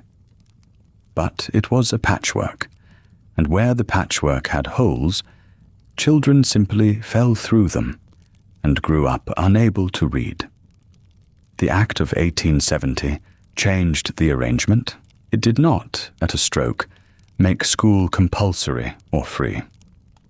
What it did was survey the country, identify the districts where existing schools could not cover the children living in them, and create elected boards with the power to build schools and raise a rate to pay for them. London's board was among the first, and by far the largest. The buildings went up quickly, and they went up tall, 3 stories of brick with separate stairways and separate playgrounds for boys, girls, and infants, and they stood over the surrounding roofs in a way that was quite deliberate. A writer of the period described them rising above the slate as beacons of the future, and whatever you think of the sentiment, the geography was accurate. In a district of 2-story terraces, the board school was the tallest thing that was not a church. Attendance became compulsory in this city before it did nationally, and the fees remained. This is the part most easily forgotten. Your children's schooling is not free. It costs a few pence per child per week, and the exact figure depends on the school and the grade. And for a household on a clerk's salary, it is an irritation rather than a crisis. For the family 3 doors along, where the man is a carman and the work is not steady. Those same pence are a genuine calculation made weekly, and there are weeks when the calculation comes out the wrong way, and a child is kept at home. There are officers employed to pursue exactly that, and they are not popular in the streets they walk down. What the children are taught divides at a certain point, and the division is not subtle. Both learn reading, writing, and arithmetic, and both are examined in them, because the school's funding depends in part on how they perform. Beyond that, your son continues with arithmetic into more complicated ground, and may be offered drawing, and some elementary science if the school runs it. Your daughter is taught needlework, not as an accomplishment, but as a subject, with hours attached to it and a standard to be reached. Plain sewing and mending and cutting out, and in some schools, cookery and laundry work besides. The reasoning was stated openly at the time. The great majority of these girls would keep house, either their own or somebody else's, and the schools would prepare them for it. So your daughter's slate has sums on one side, and in her satchel by the door, a piece of calico with a seam in it that she has been asked to unpick and do again. She is not pleased about the seam. She has said so. You look at the two of them under the one lamp, and you think without much bitterness that between them they are being fitted for two different futures, and that the one being fitted for the narrower future is the one who asks the better questions. Everyone is in this room because there is nowhere else to be. That is the simple fact underneath the whole arrangement of your evening, and it shapes more than people afterwards remembered. You have 4 rooms. One fire is lit. Lighting a second would mean a second scuttle of coal, and a second grate to clean tomorrow, and a second chimney whose sweeping you would have to pay for, and the parlor fire is barely holding tonight as it is. So the family collects around it in a space perhaps 12 feet by 14, and everything that happens in the evening happens there, in front of everyone. Your husband reads with his boots off and his feet toward the fender. Your son writes his copper plate. Your daughter does her sums, and when they are finished, sits close to the lamp with a book. You mend. Later there will be accounts to go over, and a letter to your sister that has been owed for 2 weeks, and all of it in this room within arm's reach of each other. Nobody in this house has a door they can close and be alone behind. Your husband has never, in the whole of your marriage, had a private hour at home. The children have no bedroom that is warm enough to sit in. Privacy of the sort that later generations would consider a minimum condition of civilized life is here a thing that exists only outdoors, or in the few minutes before sleep, or not at all, and it produces the reading aloud. That is the direct consequence. When 4 people share one lamp, one person reading silently while the others sit is a slightly hostile act, and so somebody reads out and everybody listens, and the evening acquires a shape. Tonight it is the newspaper first. Your husband takes the evening paper, which cost a halfpenny, and is 4 pages, and reads out the items he judges worth the room's attention. The fog is in it, of course. There is a line about vessels held below the bridges, and something about a collision at a crossing in the east of the city, which he reads flatly and does not elaborate on because the children are present. He reads a paragraph about the weather forecast, which is new enough as a public service to still be treated as slightly comic, and everybody agrees that the forecast is wrong. Then, when the paper is exhausted, the magazine. You take a weekly of the family sort, which comes out on a Friday and costs a penny, and carries a serial story in installments, along with recipes, a column of household hints, correspondence answered, and a page of moral reflection that nobody reads. The serial is the point. It has been running 11 weeks. It concerns an inheritance, a concealed marriage, and a young woman who is at present a governess in a house where she should not be, and each installment ends at a moment chosen precisely to make the following Friday feel necessary. This is the great engine of Victorian popular reading, and it is easy to underestimate. The serial made reading a shared, weekly, sociable act rather than a solitary one. It meant that a family who could not have afforded a bound novel at 31 shillings and sixpence, could follow the same kind of story for a penny a week, out loud together, with the youngest allowed to stay up for it. It meant that a great many people who read slowly and with effort still knew the story because they heard it. Your daughter has strong views on the governess and has predicted the ending 3 times. Your son pretends not to be listening and is listening. At 8:15, you close the magazine on your thumb and say the thing that ends every evening, which is that it is time. There is the standard negotiation, conducted at low volume and without any real hope on either side, and then the ritual begins. The chamber candlestick comes down off the shelf. The candle in it is short, because candles in this house are used until they are stubs, and then the stubs are saved.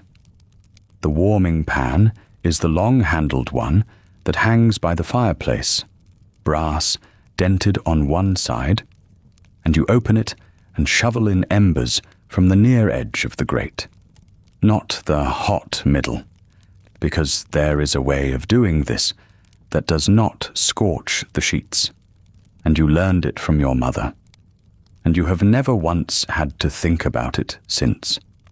Then up the stairs, and the stairs are the coldest part of this. 2 feet from the parlour door, the temperature drops, and by the turn it is like stepping outside. The candle throws your shadow up the wall ahead of you, enormous, and the children follow it. And the boy still, at 9, walks close enough to your skirt on the landing that his shoulder touches. In the bedroom, you slide the pan under the top sheet and move it steadily up and down the bed for a minute or 2, so that the warmth spreads and does not settle, and the sheets give off a faint smell of hot linen that is one of the good smells of winter.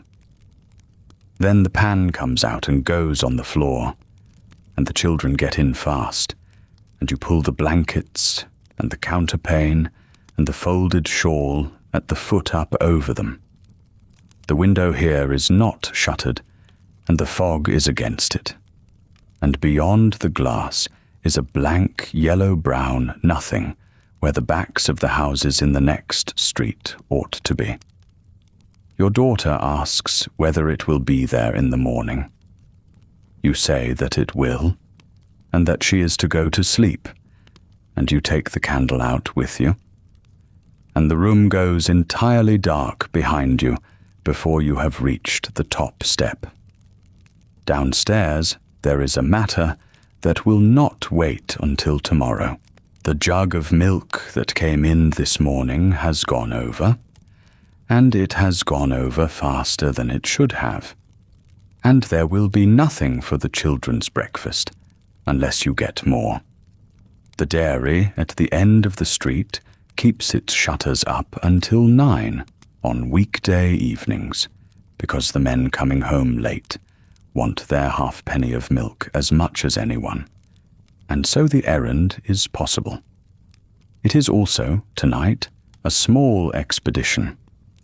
You put on the shawl that is kept for outdoors, rather than the one that is kept for sitting in, and over that the old cloak, and you tie your bonnet, and then you do the thing that every Londoner does on a night like this without being told to.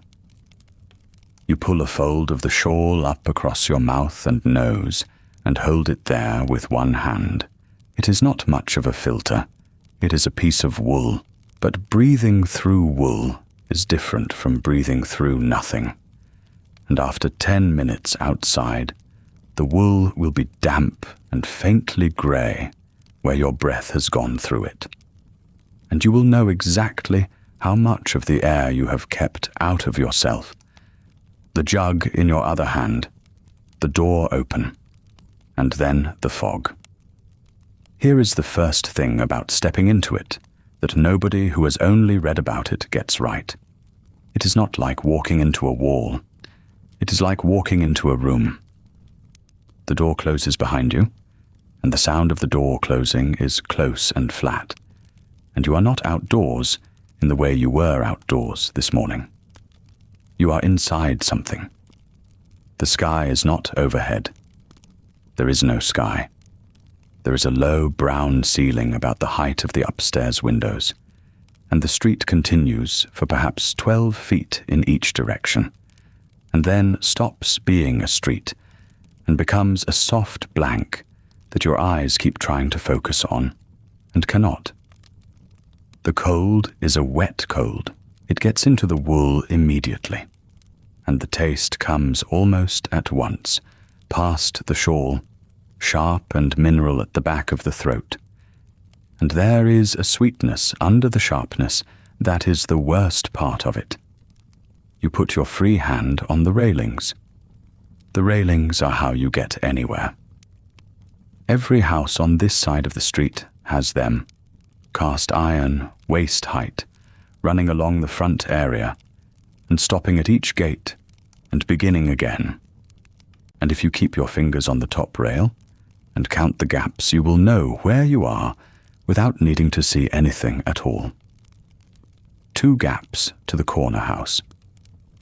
Then the railings end, and there is nothing, and you must cross the mouth of the side street on your own judgment, 4 paces, and then find iron again on the other side. Children learn this. Everyone learns this. There is a whole method of moving through this city that operates entirely below the level of anything you would ever think to write down.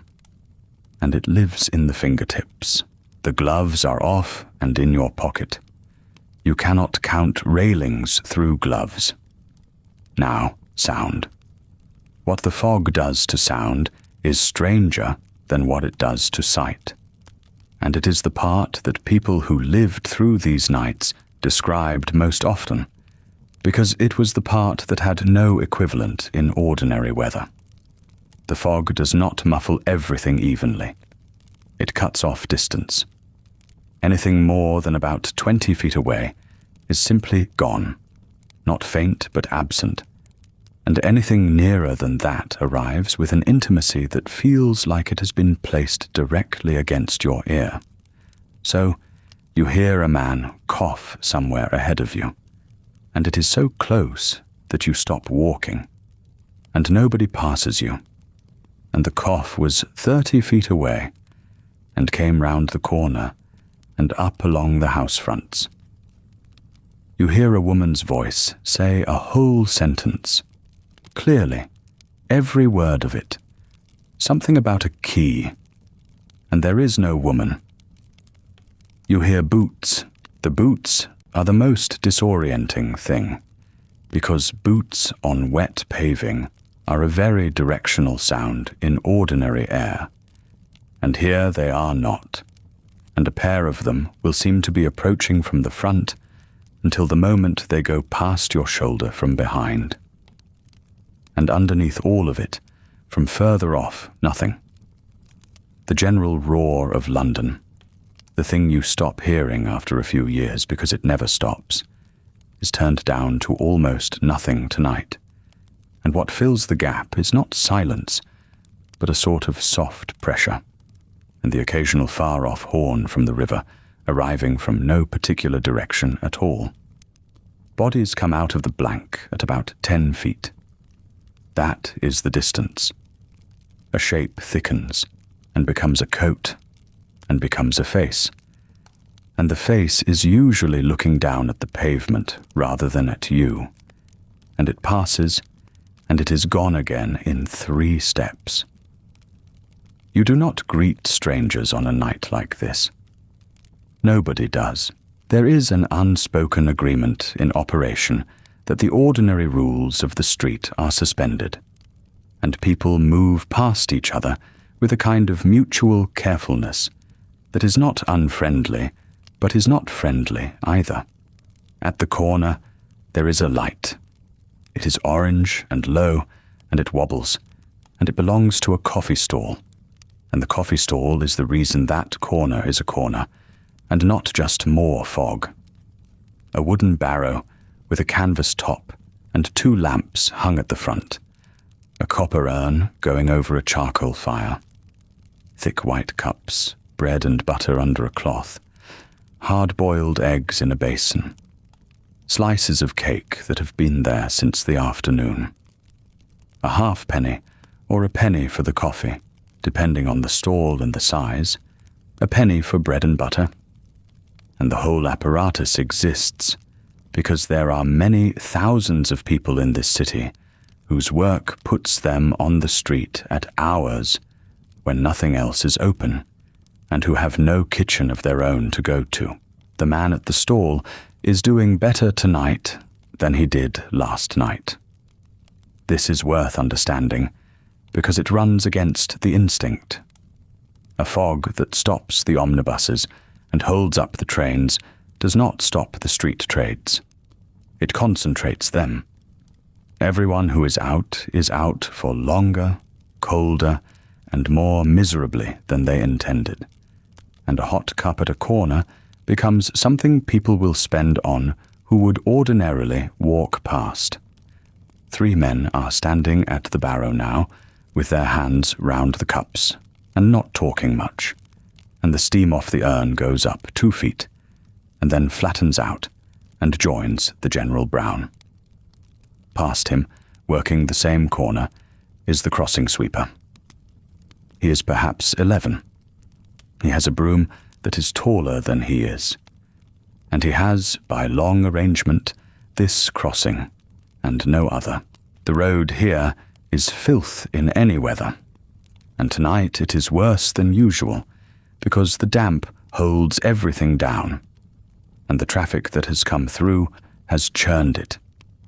And what he does is sweep a path across the road width, so that a woman can get from one pavement to the other, without going in over her boot tops and ruining a skirtem that took 2 hours to make, and would take longer than that to clean. You go across behind his broom, and you give him a penny at the far side. And this is the transaction, and it is worth being precise about what it is. It is not charity, and both of you would be slightly embarrassed if it were described that way. He has provided a service. The service has real value to you, because the alternative is a wet hem. And a wet hem in this filth means an hour of sponging and brushing tomorrow that you will do yourself, or that the girl will do instead of something else. A penny is cheap for an hour. For him, the arithmetic is different and thinner. He might take a shilling on a good day, working from early morning until the street's empty, and out of that he pays for nothing except food, because a broom lasts, and he has no other overheads.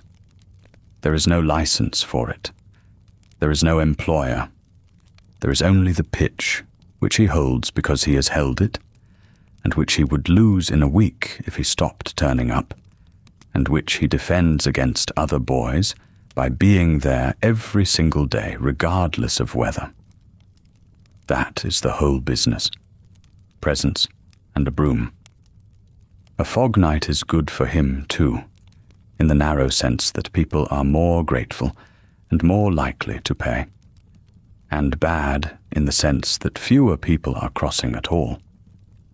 He's standing right up against the lamp of the coffee stall, because it is the only light on this corner, and because being visible is the entire point of his existence between now and 10 o'clock. Further along, unseen, someone is calling muffins. You cannot see him, and you will not see him, but the bell and the voice go along the next street, and then fade, and the fading is abrupt rather than gradual, and that is the fog again. The dairy has milk. You hold out the jug, and it is filled, and you pay, and you turn round. And the return journey is the same journey, and feels twice as long, because you are carrying something now that must not be spilled. and you cannot have a hand on the railings the whole way. You count the crossings instead. You count the gaps. Somewhere behind you a horse is being led, and you hear the hooves stop and start and stop again, and a man's voice saying something low and steady to the animal, and none of it is visible at any point. Then your own gate under your hand, which you know by a bend in the top of the latch that no other gate on this street has, and the 3 steps, and the door. Inside, the parlour is a shock of warmth and yellow light, and the smell of the house comes at you as a distinct thing for about 4 seconds before you stop noticing it again. You put the jug down and pull the shawl away from your face and look at the wool where your breath has been going through it, and it is grey, not dirty, grey evenly, in a patch the size of your palm. And here is the thing that would surprise anyone who has read the descriptions of that night. You have been out for 11 minutes. The dairy is 140 yards away. You have walked there and back less than the length of 3 streets, and it has the weight in your body of a much longer journey than that. And your hands are cold through, and your boots are wet, and there is a smear of black on the inside of your wrist that you cannot account for. That is what the distances did on a fog night. They did not get longer. They only felt it. You sit down again by the fire, with your boots off and your feet on the fender, and for a while you do not do anything at all, which is rare enough in a day like this that you notice it happening. The house settles, the children are upstairs and quiet. Your husband has his paper open, but is not really turning the pages. And into that stillness comes a sound from the street that you could identify with your eyes shut, from any room in the house at any hour of the night. Boots. Regular, unhurried, heel first, on a wet pavement. 20 or so paces audible as they approach. A pause at the corner that lasts perhaps 4 seconds. Then the same boots going away again, thinning out, gone. The constable, passing on his beat. You know roughly when to expect him. Not by the clock exactly, but by the shape of the evening. He comes along your street somewhere near the 1/4 hour, and again a little after the 3/4. And if he is late, you notice, and if he is early, you notice that too. He has been on this ground long enough that you would know his walk from another man's. On a night like tonight, you can hear him better than you can hear him in fine weather, because the fog holds the sound down at street level and hands it to you through the shutters. This is worth slowing down for, because the man out there is doing something that almost nobody thinks about when they picture a Victorian fog, and it is the reason your street is not, in fact, chaos.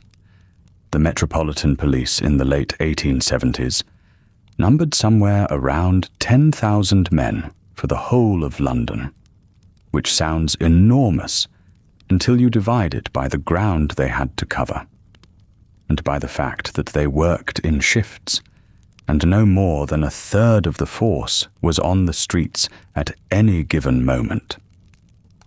The constable outside your window is one of perhaps 3,000 men awake and walking at this hour across a city of 4.5 million people. He earns something in the region of 25 to 30 shillings a week, depending on his years of service and his conduct record. Call it £70 a year for a man of a few years' standing. That is more than a farm labourer and less than a skilled tradesman. And it is a very close cousin to what a junior clerk of your husband's sort brings home, which is one of the quiet, awkwardnesses of your street. The man in uniform outside and the man in the collar inside are separated by considerably less money than either of them would care to admit. Out of that, he pays for his own boots, which he destroys at a rate that no other trade quite matches. A constable walking a night beat covers, by most estimates of the period, somewhere between 15 and 20 miles in a single tour of duty. He does it at a pace set by regulation, roughly 2.5 miles an hour, because the whole system depends on his being findable.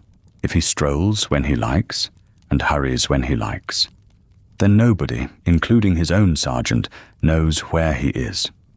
So he walks slowly, at the same speed, all night, over the same ground, and by the end of a week the souls are gone. He carries a lantern, not on his belt for show, but shoved inside his coat with the shutter closed, because that is how you keep it lit, and how you keep your hands free. It burns oil. It gives off a heat you can feel through the wool, and when he opens the little shutter, it throws a single hard circle of light, perhaps a few feet across. On a clear night, that circle is enough to read a face or a door plate.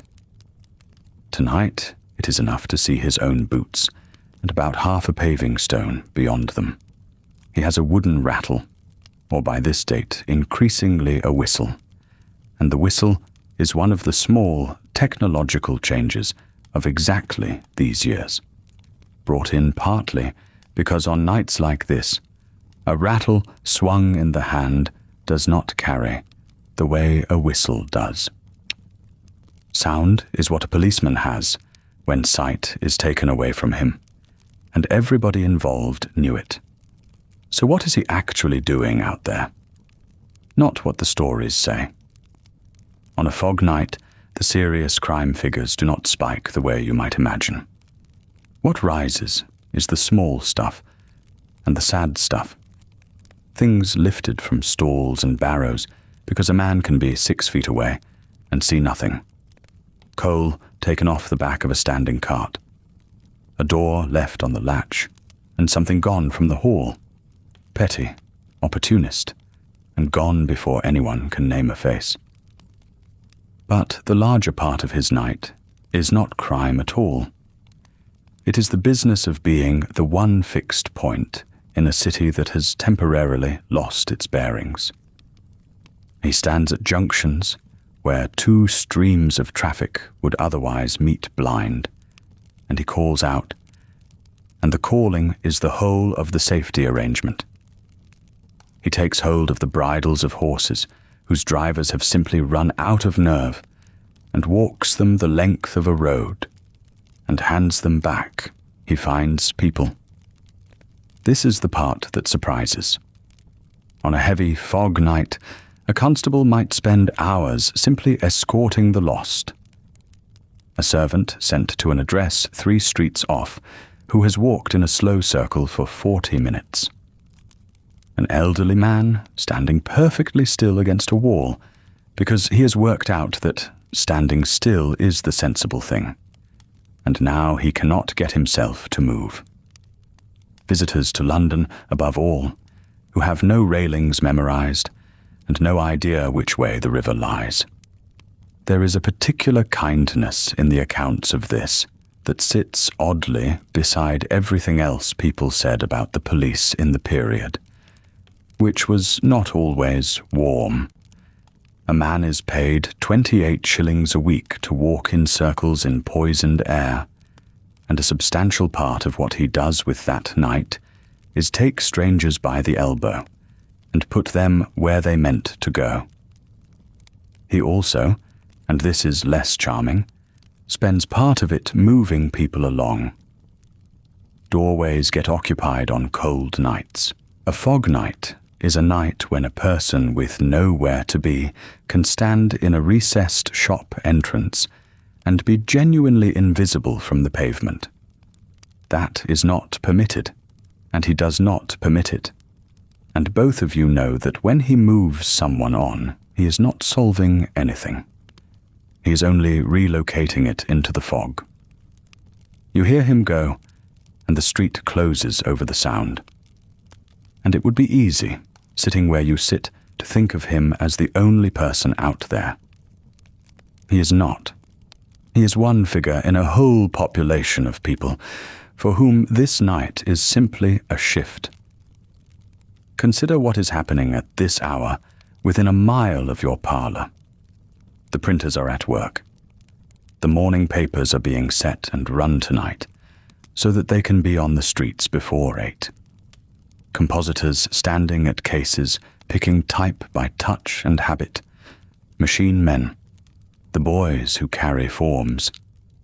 Their whole trade runs backwards against the ordinary day, and the fog changes nothing about it except the state of their lungs by Friday. The bakers are starting, or will start, in an hour or two. The bread you will buy tomorrow morning is being mixed tonight in a basement with a floor you would not care to look at closely, by men who work stripped to the waist in the heat of the oven and go home in the morning, and whose hours in this period were so long and so nocturnal that they became a genuine subject of public argument. The markets are stirring. At Covent Garden and Billingsgate and Smithfield, the carts are already coming in from the country and the coast. And they came tonight through exactly the conditions that stopped your husband's omnibus, which means they came in slower and later, and some of them did not come in at all, and tomorrow's prices will quietly reflect it. The porters who unload them are beginning now. The men who will stand on a market floor from 3 in the morning until the middle of the day are, right now, getting up. The river is not empty either, even tonight, with the steamers tied up, and the big traffic stopped. There are watermen and lightermen out on the water, because a barge that has to be somewhere on a tide has to be somewhere on a tide, and the tide does not consult the weather. And then there are the trades that only exist at night, and only exist because of the way the city is built. The dust collectors who take away ash and cinder from the streets and the yards, and whose entire industry rests on the fact that every house in London burns coal and produces waste that has to go somewhere and can be sold on for brick making. The night soil men, who empty what needs emptying, and who work between midnight and dawn precisely so that nobody has to watch them do it. That is a whole class of labor scheduled into darkness by common agreement, so that the daytime city can pretend it does not need doing. Sit with that for a moment, because it is the truest thing about tonight. You have spent this evening thinking of the fog as an event that stopped London. It did stop a great deal. It stopped the trains and the steamers and the omnibuses, and it stopped your husband walking at any decent pace, and it stopped you going further than 140 yards for milk. But it did not stop the city. Underneath the part of London that could afford to stay in, the machine went on running in the dark, staffed by people who had no option to wait for better weather, doing work that had to be finished before the rest of the population woke up, and doing it in air that was measurably worse at street level in the small hours than it had been all day, because the cold settled and the smoke settled with it. The bread arrives in the morning. The papers arrive. The streets are swept. The fish is at the market. The lamps were lit and will be put out, and every single one of those outcomes tonight has a person attached to it who is out in that yellow dark right now, breathing it. You do not think of it in those terms. You think of it, if you think of it at all, as the ordinary noise of a city, and you have heard it every night of your adult life. The constable's boots come back along the street at 20 minutes to 12, exactly as they should, and go away again, and you find that you have been listening for them without deciding to. 11 o'clock, and the house begins to close itself down around you. It is not a single act. It is a sequence, and you do it in the same order every night of the year, which is why you can do most of it without a lamp in your hand. You start in the parlor, because that is where the fire is, and the fire is the thing that matters most. Banking a fire is a small skill nobody ever taught you formally. You watched your mother do it. And then one winter, you were doing it yourself, and nobody remarked on the change. What it means is this: you do not let the fire go out, because relighting from cold in the morning costs kindling and paper and time you do not have before the children need feeding. Instead, you take the ash from under the grate, the fine, soft grey stuff that has fallen through the bars all evening, and you spread it carefully over the red heart of the fire until the flame is smothered and only the glow remains. The ash acts as a lid. It starves the coal down to a slow smoulder that will hold heat for 6 or 7 hours without consuming much of anything. In the morning, you rake the ash off, add a few small pieces, and the fire comes back rather than starting. Done badly, the fire dies, and you have wasted the coal already in it. Done too heavily, it dies just the same. You judge it by the weight of the shovel and the color underneath, and you get it right almost every time, and there is no word in the household accounts for that.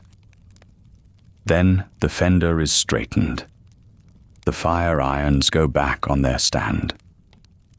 The hearth rug, which has been catching cinders all evening, is taken up at the corner and shaken toward the grate rather than into the room, and put back down slightly askew and straightened. You do the shutters next. They were closed at 4 o'clock, and they have been closed since. But you go along and check the bars anyway, both windows, feeling for the catch in the dark because you know exactly where it sits. The wood is cold to touch.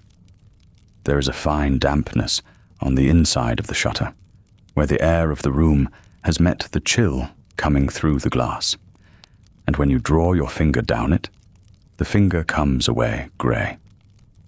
That grey is tomorrow's work, and you know it, and you do not think about it yet. The front door is bolted top and bottom. You lift the mat and put it back straight. You look at the umbrella stand, which has your husband's umbrella in it, still wet at the ferrule, and you decide to leave it. The kitchen, the range damped down, the tap checked, the milk jug covered with its beaded muslin, the knife box shut, the back door bolted. The window over the sink has a film on it as well. None of this is remarkable. All of it takes about 20 minutes, and all of it is the reason the house works. Here is what a fog night actually costs, though, and this is the part that never appears in any account of the weather. Everything you have just touched is dirtier than it was this morning, and the dirt is oily. Coal smoke is not dust. Dust you can beat out or sweep away. Coal smoke carries unburnt tar with it, and it settles as a thin, sticky film that holds on to fabric and glass and paintwork, and water alone will not shift it. It wants soap and hot water and rubbing, and there is a great deal of surface in even a small house. So a bad fog produces, 3 or 4 days later, a burst of cleaning that has nothing to do with the calendar. The curtains come down.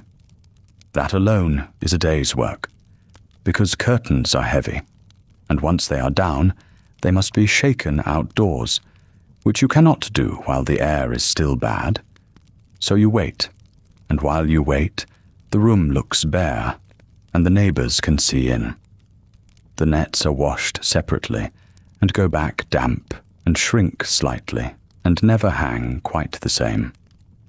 The window glass is done with a cloth, and a little vinegar, inside and out, and the outside means standing on the sill, or leaning from the upper sash, with your knees against the wall, which is the sort of thing women of your class did constantly, and never once described as dangerous. The paintwork on the doors and skirtings gets a wash.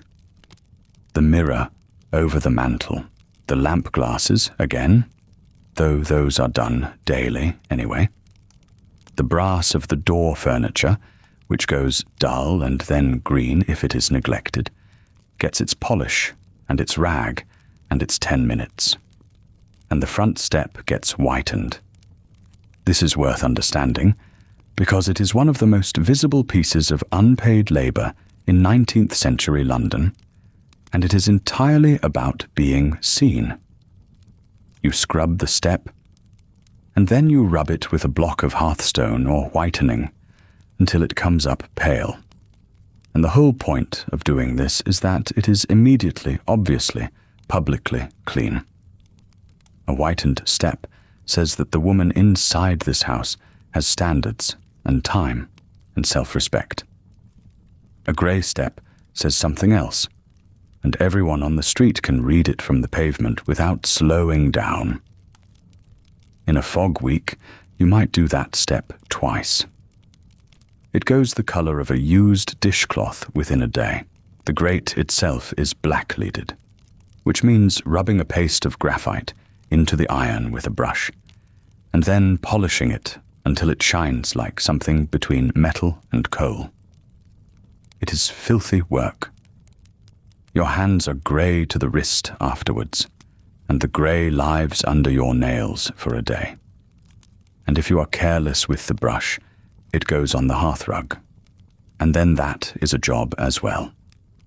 Add it up for a single winter fog, and you are looking at the better part of 2 full days of extra work, spread across a week, laid on top of everything else that was already going to happen. Nobody pays for it. Nobody records it.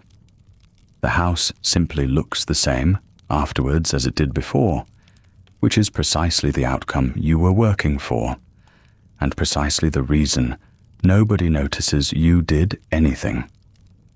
Now you take the chamber candle from the shelf by the stairs and light it from the last of the parlour fire, and you go up. The bedroom is cold in a way the parlour has not been all evening. There has been no fire in this room since the day it was decorated, most likely, because a bedroom fire is a luxury for the ill and the wealthy, and you are neither. The cold here is damp cold. It has weight to it. It sits on the counterpane, and it is in the curtains, and when you fold back the bedclothes, the sheet is faintly clammy under your palm. Not wet, just not warm, which is a distinction you can feel and could not explain to anyone who has not slept in such a room. The bedding is layered against this. A flock or straw mattress, sheets, a pair of blankets, wool, heavy, worn at the binding, a counterpane over that. If the night is very bad, your winter coat goes on top, and there is no embarrassment in this at all, because everyone does it and nobody says so. You set the candle on the washstand. The water in the ewer has a skin of cold on it, and the soot has got in here too, a faint speckling on the surface, because this window faces the street, and no window in London is truly sealed. You will not wash properly tonight. You will do your face and your hands quickly, and your teeth with a little powder, and you will be under the blankets inside 4 minutes, because standing about in that air is not pleasant, and you are not sentimental about it. Somewhere below, and to the left, a horse is still moving. You can hear the hooves, slow, deliberate, one at a time, which means a driver on foot at the head of the animal rather than up on a box. It goes past the end of the street and does not turn, and the sound thins out and stops being a horse and becomes just a sound, and then is gone. The candle goes out. You do not blow it, you pinch it, because a blown candle throws smuts. The public conversation about all of this had been running for decades by now, and it is worth knowing that Londoners were not simply enduring the smoke in ignorance. There were sanitary reformers writing about it. There were parliamentary select committees on the subject going back to the 1840s, and acts of Parliament aimed at smoke abatement that applied to factory chimneys and steam engines and furnaces. There was a smoke abatement exhibition in London at the end of the 1870s, displaying grates and stoves designed to burn cleanly, drawing very respectable crowds who went and looked and admired and went home to their ordinary grates. The difficulty was never that nobody knew. The difficulty was that the great majority of the smoke came from domestic fires, and there was something on the order of 1 million of them, and no government of the period was going to tell every household in the capital what it might burn in its own hearth. The open coal fire was not simply a heating method. It was the center of the room, the thing you gathered around, the visible proof of a comfortable home. People were offered closed stoves that burned better and used less, and they refused them in large numbers because a stove is not a fire and you cannot look at it. So the smoke went on and would go on long past this night and long past your lifetime. The quiet, though. A fog night is quiet in a particular way, and if you have only ever known ordinary nights, you would not recognize it. It is not silence. London is never silent. It is that the fog takes the far sounds away entirely and brings the near ones absurdly close. There is no general hum of the city underneath everything, no distant traffic, no sense of a horizon of noise. There is only an occasional thing happening apparently just outside the window, in enormous detail, and then nothing at all. A gate latch, 4 streets off, arriving as though it were in the yard. Then nothing. Then a man coughing, once, somewhere, in a manner so close that you turn your head toward the wall. Then nothing again, for a long time, and the nothing is not empty. It has body to it.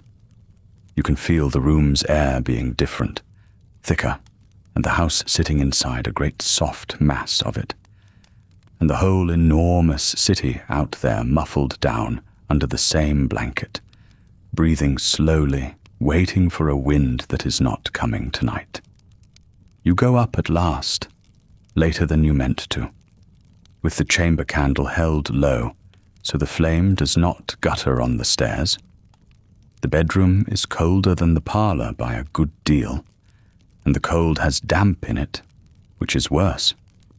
You put the candle on the washstand and get in quickly, in your nightgown and your bed jacket and your stockings, because there is nothing virtuous about being cold when you have wool to hand.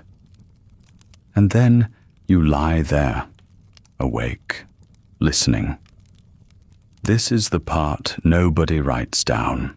The evening's work is over, the fire is banked, the shutters are fast, and you are not asleep.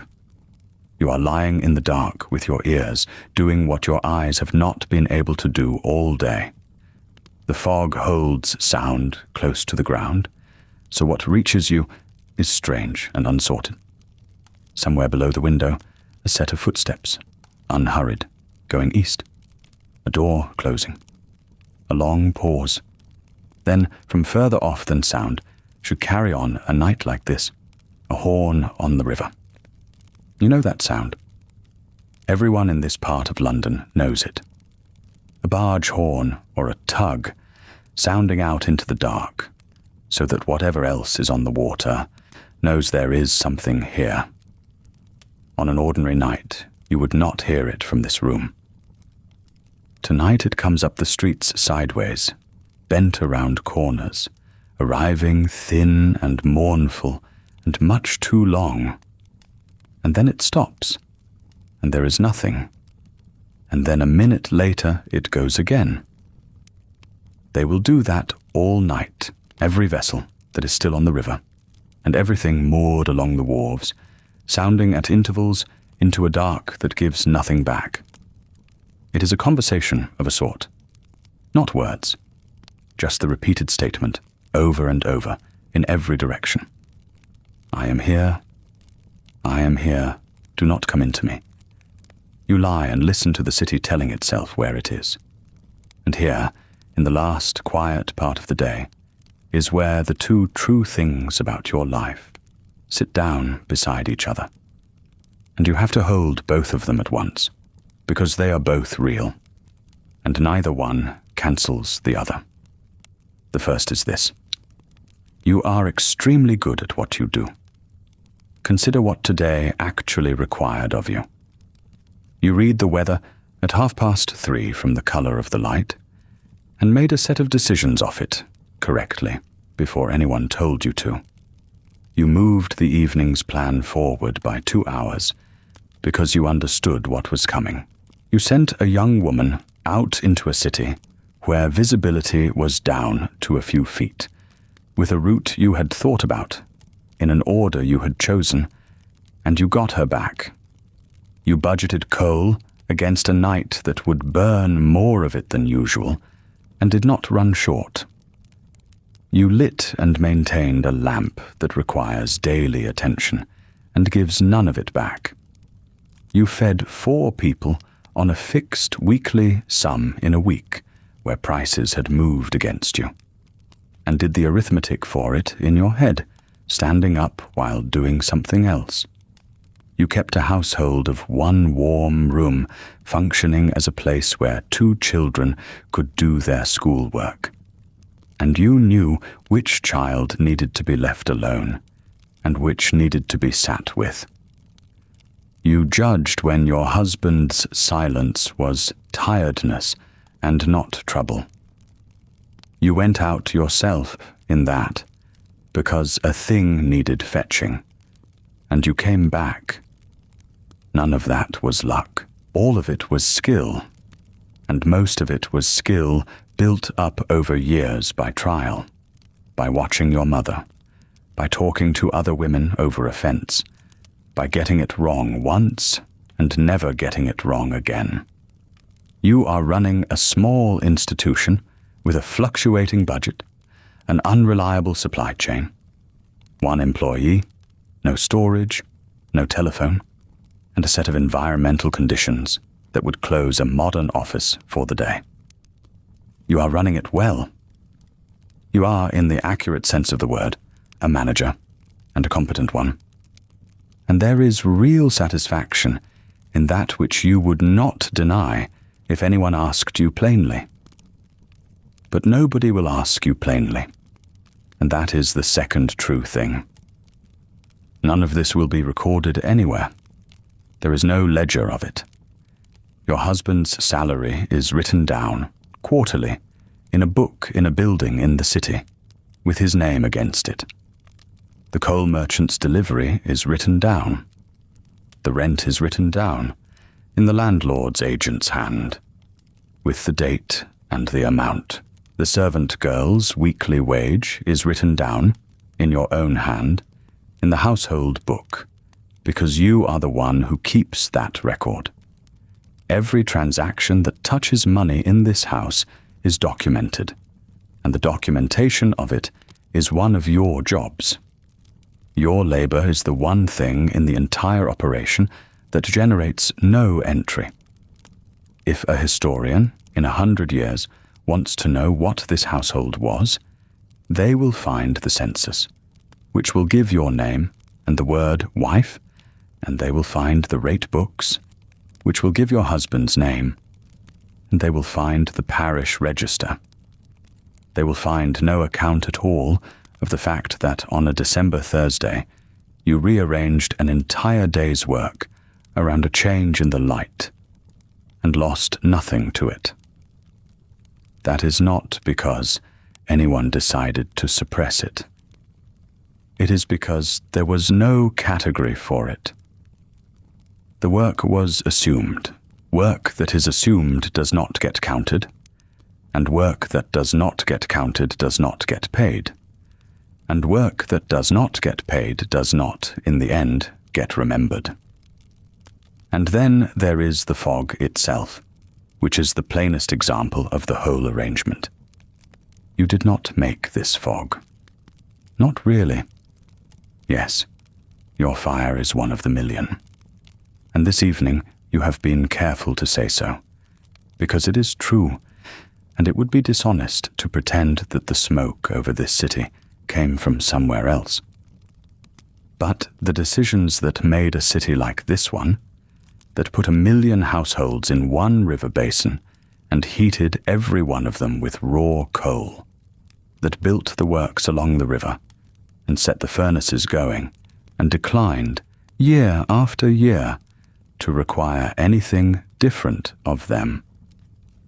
Those decisions were made a long way above your level, by people who are not lying awake listening to a barge horn tonight. Some of them live in houses where the air is cleaner because the ground is higher and the gardens are larger and the smoke moves off. Some of them have made a great deal of money out of the arrangement. The cost of it lands here. It lands on the washing you did on Tuesday and had to do again. It lands on the curtains you will take down and beat next week. It lands on the extra hour of lamp oil, on the extra scuttle of coal, on the sixpence for the boy with the torch, on the shoes that need blacking twice as often, on the flagstone you will scrub tomorrow morning that you scrubbed yesterday morning. It lands on the girl with the basket, and on the constable at the junction, and on the crossing sweeper with his broom, and it lands in a slow and undramatic way on every chest in the city, yours included. And it lands, above all, as work. Somebody has to clean it up. Somebody always has to clean it up. The people who make a mess of this scale are almost never the people who wipe it off the sill. And the wiping off of the sill is not counted as a cost of the mess. It is simply called housekeeping, and it is simply expected, and the woman doing it is not asked her opinion of the arrangement. That is not a complaint you would make out loud particularly. It would sound strange. It is only the shape of the thing, and you are inside the shape, and so is everybody you know. You turn over. The horn sounds again, further away this time, or perhaps only sounding smaller. Sleep comes eventually, the way it always does, in the middle of a thought you do not finish. And then it is morning, and the morning is the strangest part. You wake before it is properly light, out of habit, and you know at once by the quality of the darkness that something has changed. There is a color in it. Not grey yet. Brown first, a dull brown at the window edges, as though the night were rusting. You lie for a moment and let it happen. Then it thins and goes a sort of dirty yellow, and then Over perhaps half an hour, it becomes grey, and then it becomes a plain, ordinary, unremarkable December morning, and the houses opposite come back, one at a time, as though nothing at all had been taken away. There is no announcement. That is what always surprises you. It simply lifts.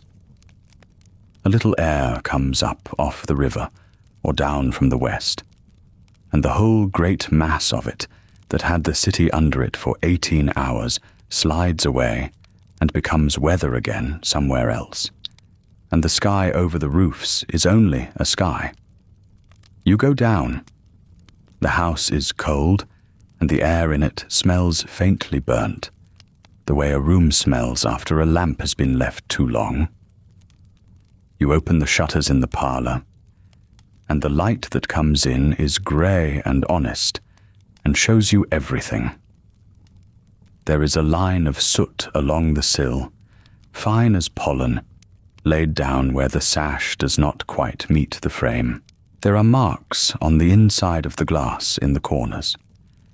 There is a dullness on the mirror over the mantel that was not there yesterday.